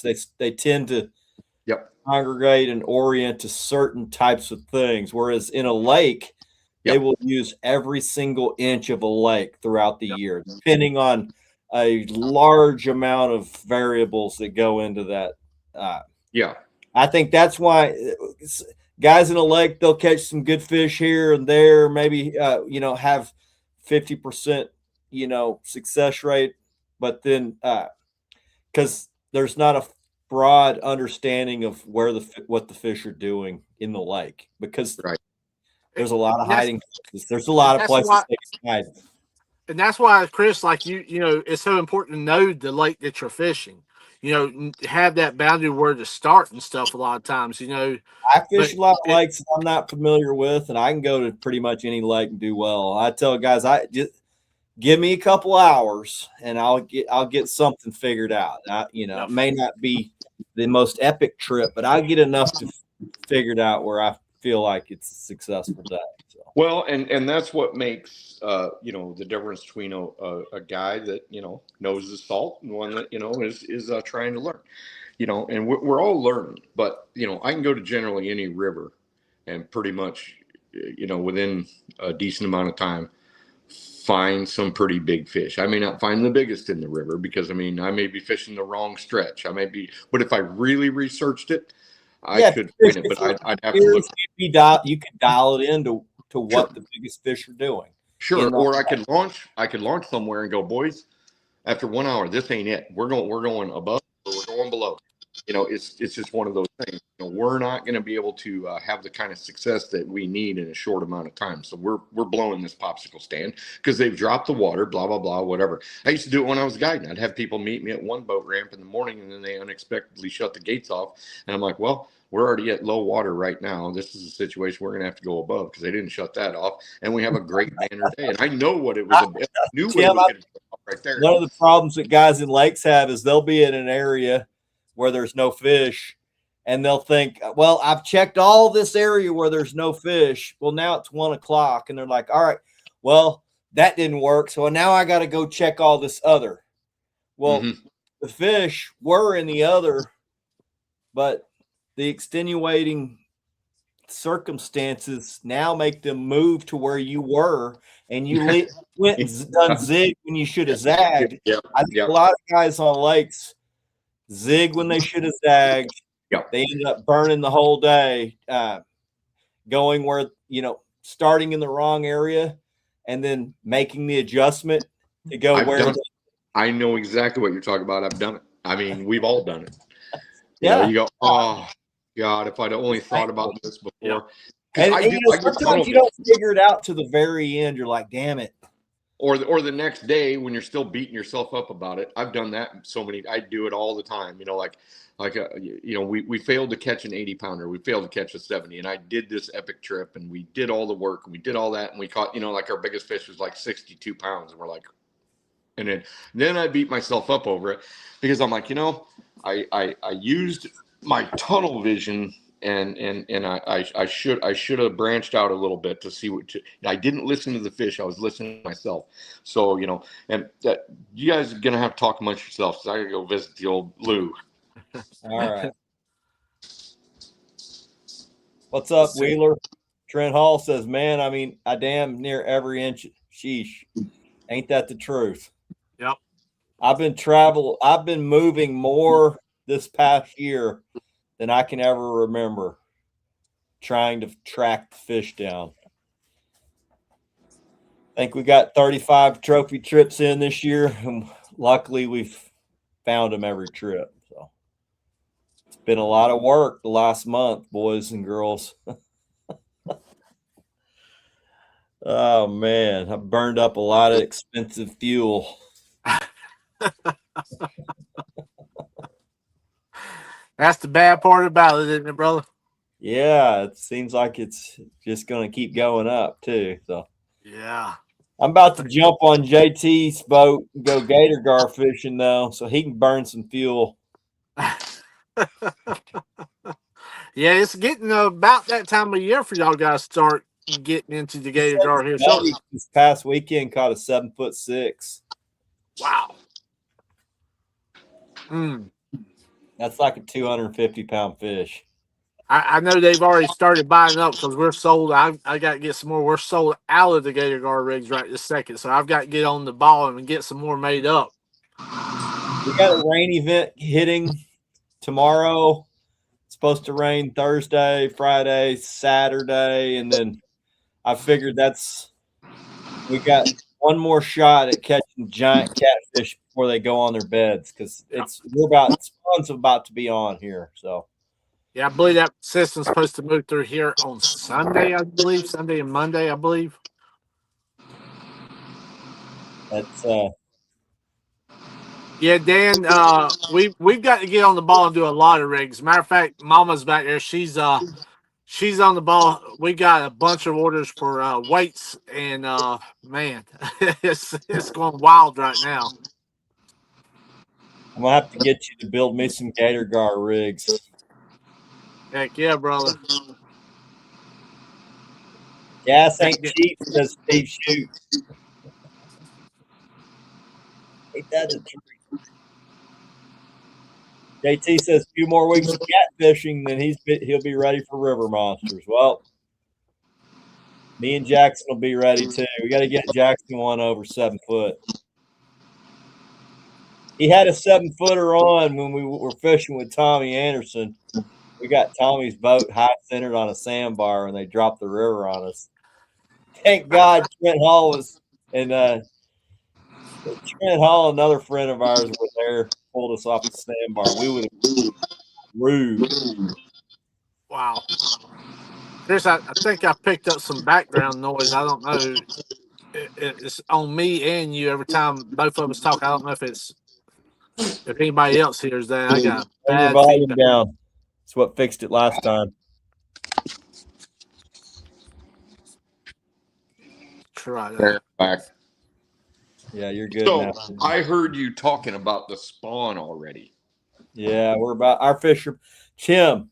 It's the earliest I've ever seen it, but 6 weeks ago our big fish were paired up. So guys are like, you think they're already man, they don't spawn till late April, early May. I'm like, not this year. I'm like, they're paired up. They're about to freaking spawn. Now we've had some cold fronts that hit since then, and guys are like, what do you think they did? I said, well, I think the medium-sized fish probably went back to pre-spawn feeding and just looking. But I think the very biggest ones, I think a lot of them spawn first. What's that? The big fish spawn first. Yes, they always take up the best real estate first. Yep.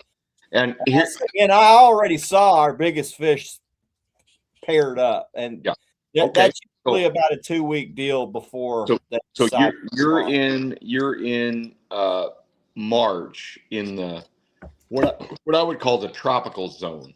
All right. Yeah, usually that doesn't occur till April, and this was this was probably I get that. End of February I saw that. But let me describe where I live according to that. So April 15th is the magic number where every single time, like back in probably the late 80s all the way up to like maybe the early 2000s, I would run an underwater camera because I was supplying information to a couple of colleges, U of I and at Southern Illinois University. And because I was in contact with some of the DNR guys and they were doing a study on our actual wintering time. So I would run underwater cameras, and our channel cats and flatheads would still be in their wintering spots. I don't call them wintering holes because they're not all holes. their wintering zones until April 15th. After that, I mean, and they would move a little bit. They would either move towards the bank a little bit, they'd move according to the current up or down a little bit, but they'd still be in the same area, about the size of a football field. But they would not start leaving there. Their population was very, very dense all the way up till April 15th. So we surmised that basically it is the time of daylight, the amount of daylight that got them going.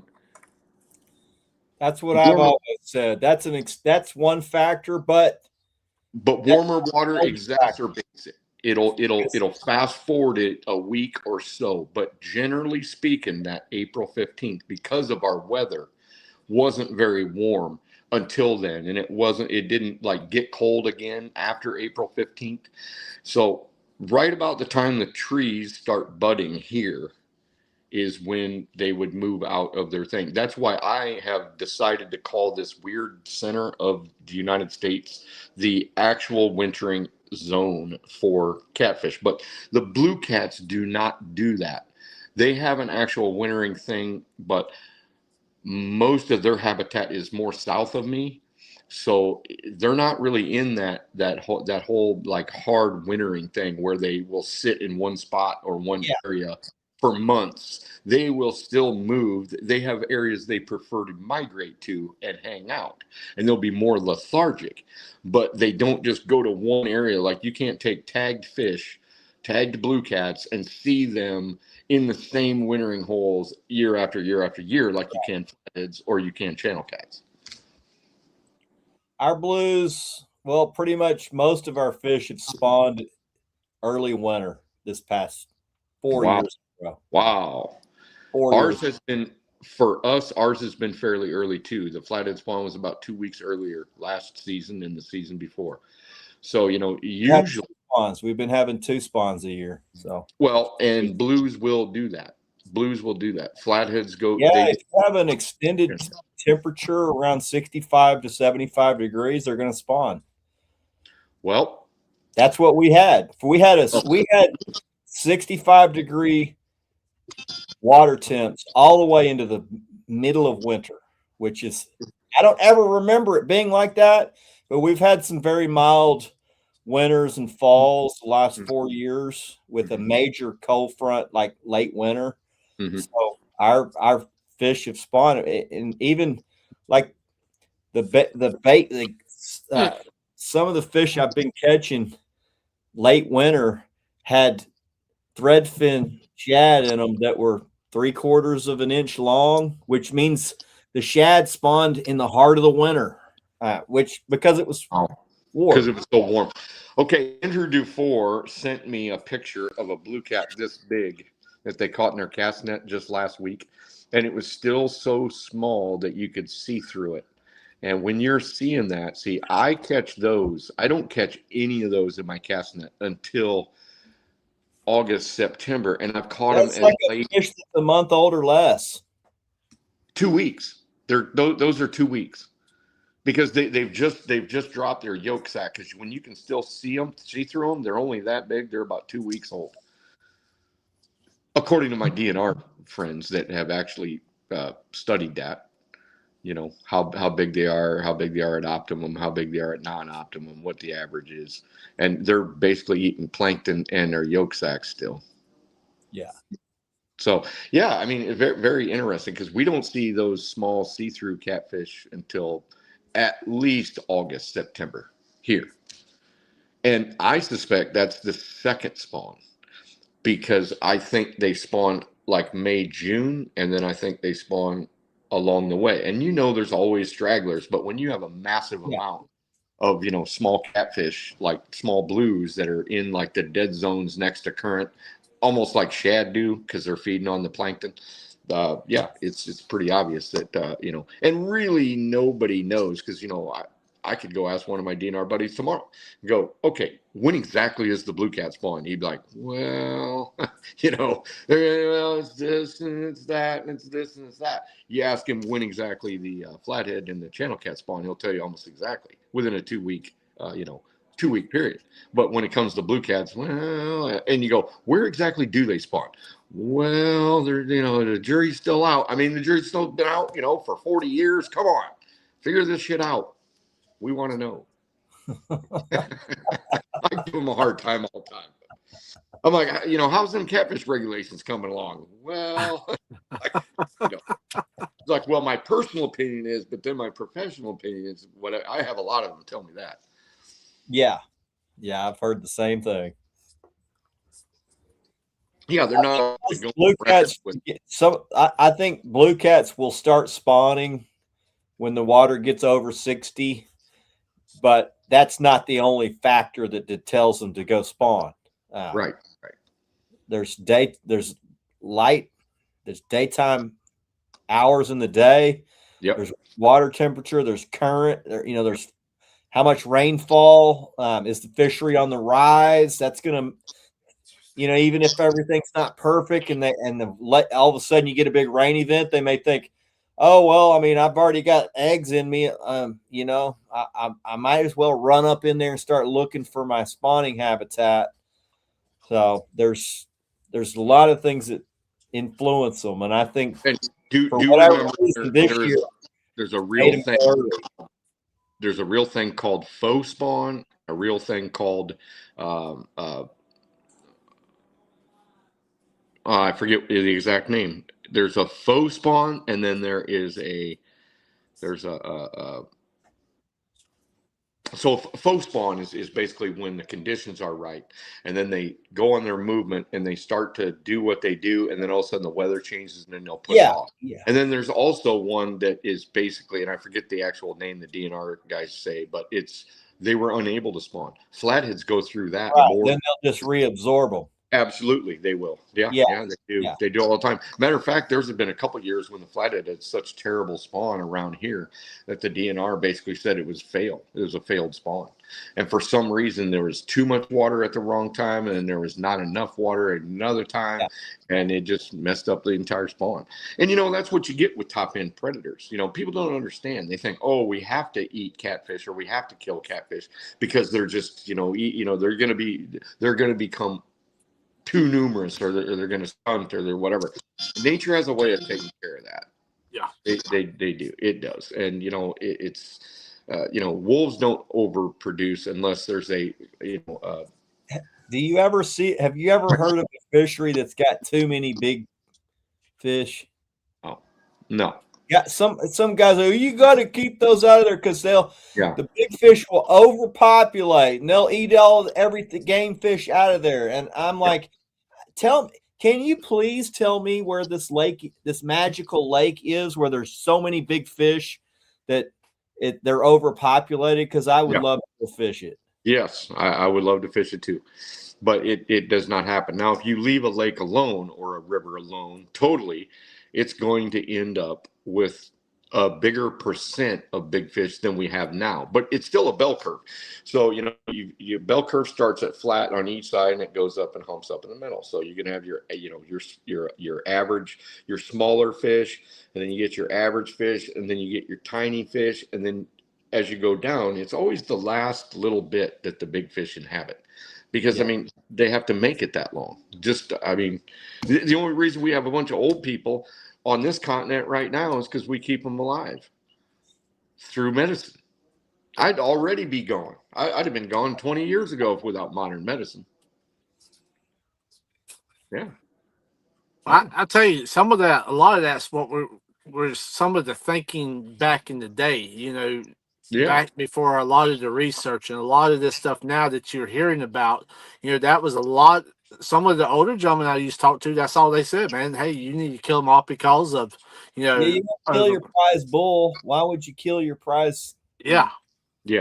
Makes no sense. Well, and a lot of it was extrapolated because the DNR didn't know themselves and they were putting out weird propaganda that matched like farm ponds. Well, then everybody took their farm pond mentality and then tried to put it to rivers and big lakes, and it doesn't work. A farm pond is it's very artificial, very artificial. Yeah, there's nowhere for bait and all that to hide in a farm pond. You can clear the bait fish out, but in a big lake, the smaller fish become bait.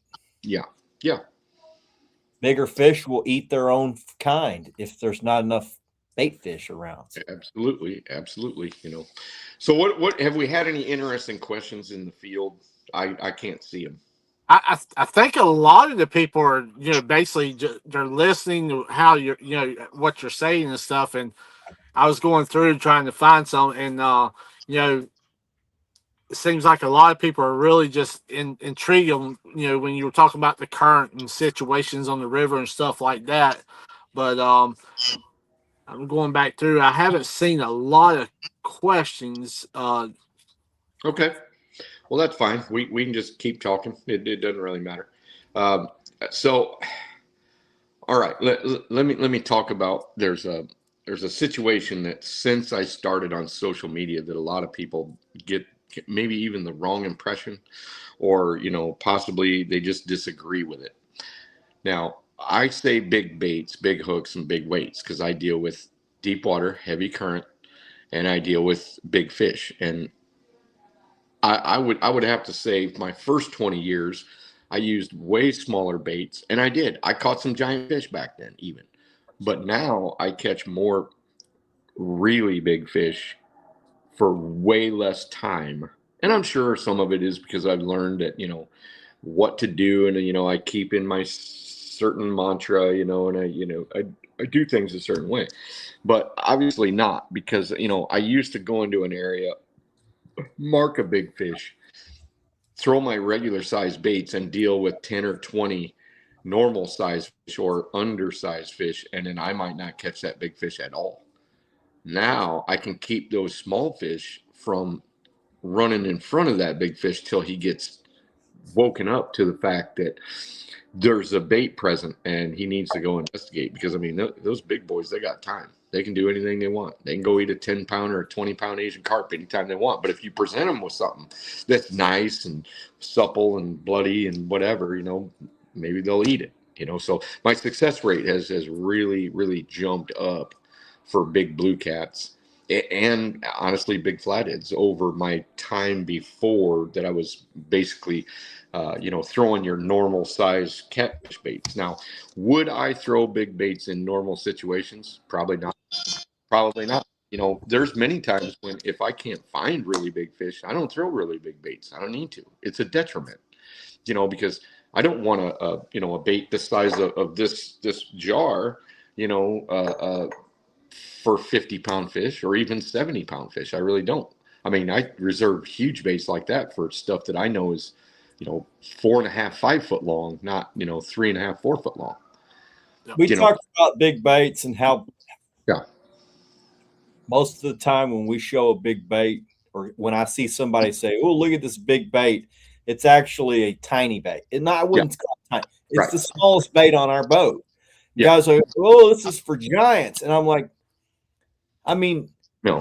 Most guys, for even a big bait that I use, a 15-pound fish can eat a whole 10-inch big ass bait. Yeah. A 15-pound fish has no problem eating that bait. Now, and truth be known, if a 10-pounder has enough time, he'll eat it too. I would agree. So I think what long does is it kind of helps eliminate some of the smaller stuff that's more aggressive. Smaller fish are more aggressive. They'll come up and try to eat it real quick. Yeah, they are. And long bait doesn't mean big bait to me, because if it's only this big around, but a foot long, that's not a big bait. It doesn't eliminate small fish. It may eliminate them from getting on the hook, but it doesn't eliminate them from attacking the shit out of it all the time. And not until I get the really girthy baits where it's physically difficult for a small fish or a 30 to get it in its mouth do I really find that the baits are very advantageous. Now, like a lot of my suckers are not that big. When we use a whole bait, the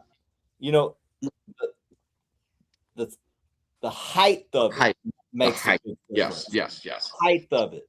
Yep. Because like those big shadders that tall. Yeah, bigger fish, a smaller fish is not. Yeah. It's not like when we use a giant bait that a small fish is just over there knocking that big bait around. Yeah. They'll knock around a giant fillet that's fluttering, but a giant whole bait typically doesn't get chewed on by small No. fish. They don't even What is too big, Chris? What is too big? What do y'all think is a too big of a piece of bait?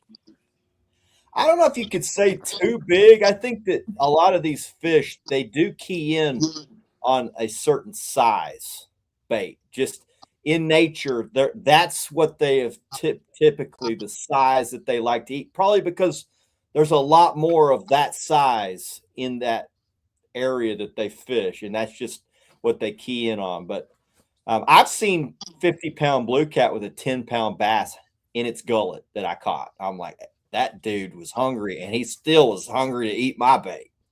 Yeah. So that's a fifth of his body weight in one bite that he was willing to go eat. So, I mean, how much for a 100-pound fish could eat a 20-pound carp, right, Tim? Or 30. Or 30. Actually, if you really wanted to think about it, and let's just talk about blues. So like that blue that is my one that I actually have a video of that's 130 pounds. Its mouth was, I mean, that big around. Yeah, when the gullet opens up, that gullet's opens up the whole way. And, everybody knows, well, everybody should know that where their jaws join, there's a spot of cartilage right here. And that's so that it can literally stretch around something. Yeah. And so, we if you fish for big fish long enough, you're going to notice that you've caught 50-pounders that have grinder pad marks on the tops near the dorsal fin. Yeah, whole bite. A big fish has had that whole 50-pounder head in its mouth. Probably couldn't swallow it, but I mean, it got it all the way to where the throat was, and it was so tight that the grinder pads was trying to bring it into the throat, but it couldn't. But I mean, they still try it. I mean, I've had 50-pound flatheads with grinder marks on the top by their dorsal fins. I've had 30-pound fish that were definitely up past, almost past the, the dorsal fin. You halfway down the throat. Yeah. Yeah. And, like 80-pound flatheads with other bite marks on them that look like the thing could swallow a basketball. I mean, bruise marks, bite marks, all that stuff. And I've seen it in my tank, so I get to see real time what it looks like. And a lot of people are like, "Oh my God, that fish must have been really huge." Well, it wasn't as large as what a person thinks. I can judge how big a fish is based on its bite mark, because especially flatheads, because their mouths open up and just open up so hard and so whatever, and then they suck onto a fish. And so you would think that it would be smaller compared to what they look like when they're resting, but it's not. I mean, their mouths literally flare open like humongously. And so a 40-pound fish, flathead biting another fish, looks like it would have to weigh 70, but it's really only 40. A 30 has an impressive bite, imprint, like that. But if it's getting a 60-pound or a 50-pound blue cat in its mouth all the way up to the dorsal, that's a big ass fish. And they do. And you'd be surprised how fast those bite marks heal. Like on a flathead, it only takes about 4 days for a really severe bite to heal, because they heal so great. Now, I don't know about blues as much, because I haven't had really big blues in like an aquarium. That'd be a little bit rough, but I'd have to have like a 2,000 gallon aquarium. But I could imagine it being about the same way. Probably a little bit slower, but flatheads have an amazing healing capability. I've had other flatheads split the tail on my other flatheads, like completely, all the way down. And then they repair completely in 4 days. I'm like, wow, how in the hell does that happen? Now, if they don't, that means you got a bacterial infection going on in your thing, inhibiting, whatever. But if your water is good, that whole split tail just like it never even happened. That's wild. 4 days, it is. It's pretty crazy. I sure did not know that. Yeah, so if you're seeing bite marks, or you're seeing split tails, you're seeing whatever that looks fresh, it ain't very old, unless they have a bacterial skin infection. And you can tell, because that area will be red and inflamed. Like the dorsal fin, if it's been grabbed a bunch and it's all red and whatever, it's probably infected. But if you're seeing something that looks pretty fresh, it's really fresh. Less than 4 days old. Very cool stuff. Yeah, flatheads love to eat smaller catfish. They'll eat anything that's in their face. That's Yeah. it. I had 5-pound flatheads kill an 8-pound channel cat. It was an albino that I raised from 8 inches up to 8 pounds, and I thought, okay, he'll be okay in this tank. It was a 125-gallon aquarium, 6 foot long, blah blah blah. Put him in there. He didn't last a night. They basically skinned him alive. Big, robust, 8-pound freaking albino channel cat. One of the greatest pets I ever had. And I'm like, he needs to go in the big tank because he couldn't hardly turn around in the 55. And so I put him in there. And yeah, they murdered him in one night. Wow. That's wild. No. Well, Tim, you got any fishing plans? You got anything you're scheming on? I don't, because I got to get through surgery first. So you got to do the surgery before you can plan any excursions. Yeah, that's what I'm going to have to do. And my excursions start usually August 1, and I go down to the donkey waters and I throw big baits for big ass fish. And let's see what happens this year. Well, I'm going to come up there this year. Hopefully you get healed up good. So I should be fine. They said it's about a 4 to 6 weeks. So usually I'll be healed in 3 because I'm built like a flathead. I know a lot of people in chat was saying, Tim, hope you get better and everything. So everybody in chat was definitely thinking about you for sure, brother. And I appreciate everybody's well wishes, and I didn't mean to stir up a big thing. There was enough people knew that I had an issue that I was going to have to deal with. And I thought, well, I'm in the hospital now. So I usually do some intros like that. So I just did it. I was like, all right. So yeah. What do? You call all, 50 or 80 friends and go, hey, I was in the hospital, or you just ignore it? I don't know. Then they hear about it from somebody, and then they're upset about it. And they're calling me and they're texting me and all that. And I'm like, yeah, I'll just take care of it with this one video. Done. That's it, man. That's it. I know I'm glad you're feeling a lot better, and I know everybody out there is the same way, man. So we're definitely thinking about you. Yeah, it's not over yet. It's still the same problem. They put me on antibiotics for 3 days and then whatever, but I've still got the issue. It's just it's not as infected and inflamed. And part of my intestine actually ended up rupturing and leaking into my rest of my system and causing some havoc. And so it's still something to deal with now. I'm on a special diet. You know how they're going to string you along, and I got to go get another test, and then then they're going to do the surgery. But if they would have done it in the hospital, it would have had a way bigger failure rate because I was in a bad condition. So it's basically getting the tissue healthy enough to operate on before they do that. So yeah, I'm on a special diet, and blah blah blah, and then I'm going to have to go get tests, and then but it would have been like full open surgery at the hospital. Because it would have been emergency. So they were able to avoid that because, by the time I got back, I went and had that MRI, and they called me and they said, yep, you're going to the hospital. I said, well, what for? What? You're going to the hospital. I said, well, why am I going to the hospital? Why don't you tell us that you're going to the hospital? That's it. They gave me the directions and whatever. So I went to the hospital, and so they're like, yep. Gave me another CT, and they said, yeah, emergency situation. You're not going home for a while. So I spent, 3.5, 4 days. And then I got further behind on my furniture gig. So now I just had to, beat myself up for the last 3 days trying to get stuff that, is due. And now, I kind of was ahead of the game, and now I'm behind the game. It's just a complete juggling act, which I'm not a fan of. But I do have plans on fixing that. I don't know how soon it'll happen, but I've got to expand because I'm pretty much a one-man show with 2 other guys that help me, and I'll never get ahead unless I, can step back from it. So, because I plan on not being chained to the, not having the ball and chain of business on me my whole life, or what I have left. Where do you find the helper? Where are you going to find your helper? I had to make him. I made him 20 years ago. Okay. Hopefully, he's coming up to college. You're gonna put him. He will, but and he'll probably get offered a great engineering job somewhere. But I'll probably not gonna be able to afford him for very long. I'm gonna have to. I'm just gonna have to. I'm just gonna have to, do. I'm going to have to design enough new products to where we're busy enough that it's going to be, instead of a 3-man shop, probably 12, you gotta have enough people to afford the, expensive ones. But he's really good at it. I've taught him since he was 5 years old. I lost the one that was really, really interested in it, and he was really good too. I had to make him too, but yeah. Well, for sure, man. Let us know and everything. And if you need something, myself or Becca, we're here for you, brother.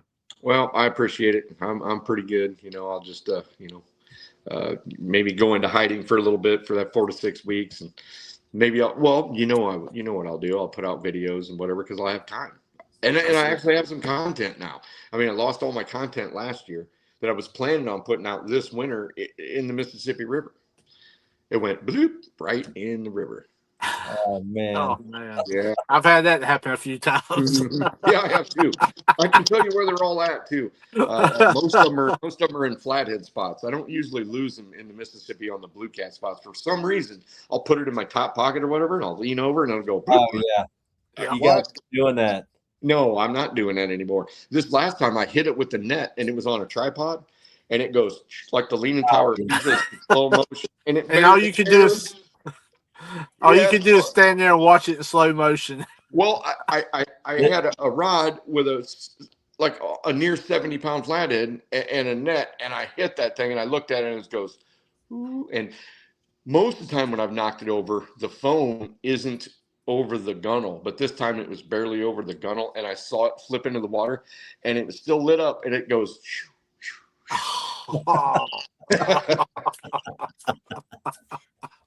Oh man, Tim, I know it's always a blast. We have a lot of people, that loves watching you and coming on and stuff. And like I said, it's always a blast having you on the show, man. It really is. Thank you, and I love sharing stuff. Sometimes I get all fired up and get all animated, and sometimes I don't. We'll see. Maybe next time I'll be, talking about this or talking about that. We'll see what goes on. But I appreciate you guys too. I love all the different perspective. Life would be boring if everybody was just a big bait, big weight, freaking, monster fish guy that just, fishes the Mississippi River. But, I may start branching out a little bit. It was kind of fun to, get out of my, personal wheelhouse for a while. It was kind of fun. And I did catch a monster, and that video is coming up. But of course, with my OCD and whatnot, I got to do everything in order. So we got this fish, and then we got that, and then we got this, and I got to tell the story in chronological order. And my fish was last day. Wow. Well, I know I can't wait to see it. So I'm ready. I can't wait until you get it out there, brother. Yeah, and you know me, it'll have to be a 3-minute thing with a captain's log intro and all the beauty stuff and whatever. And then, at the last minute, we win the day at the last minute, Oh, man. Yeah. So, yeah. But that's how it usually works, That's it. Usually works that way. All right, fellas. Appreciate you, Tim. I'll talk to you soon, buddy. Love you guys. Done. Appreciate you, man. Everybody, thanks for tuning in. Thanks for spending some time with us. Yep. Have a good one. God bless. Azul out. Later, everybody.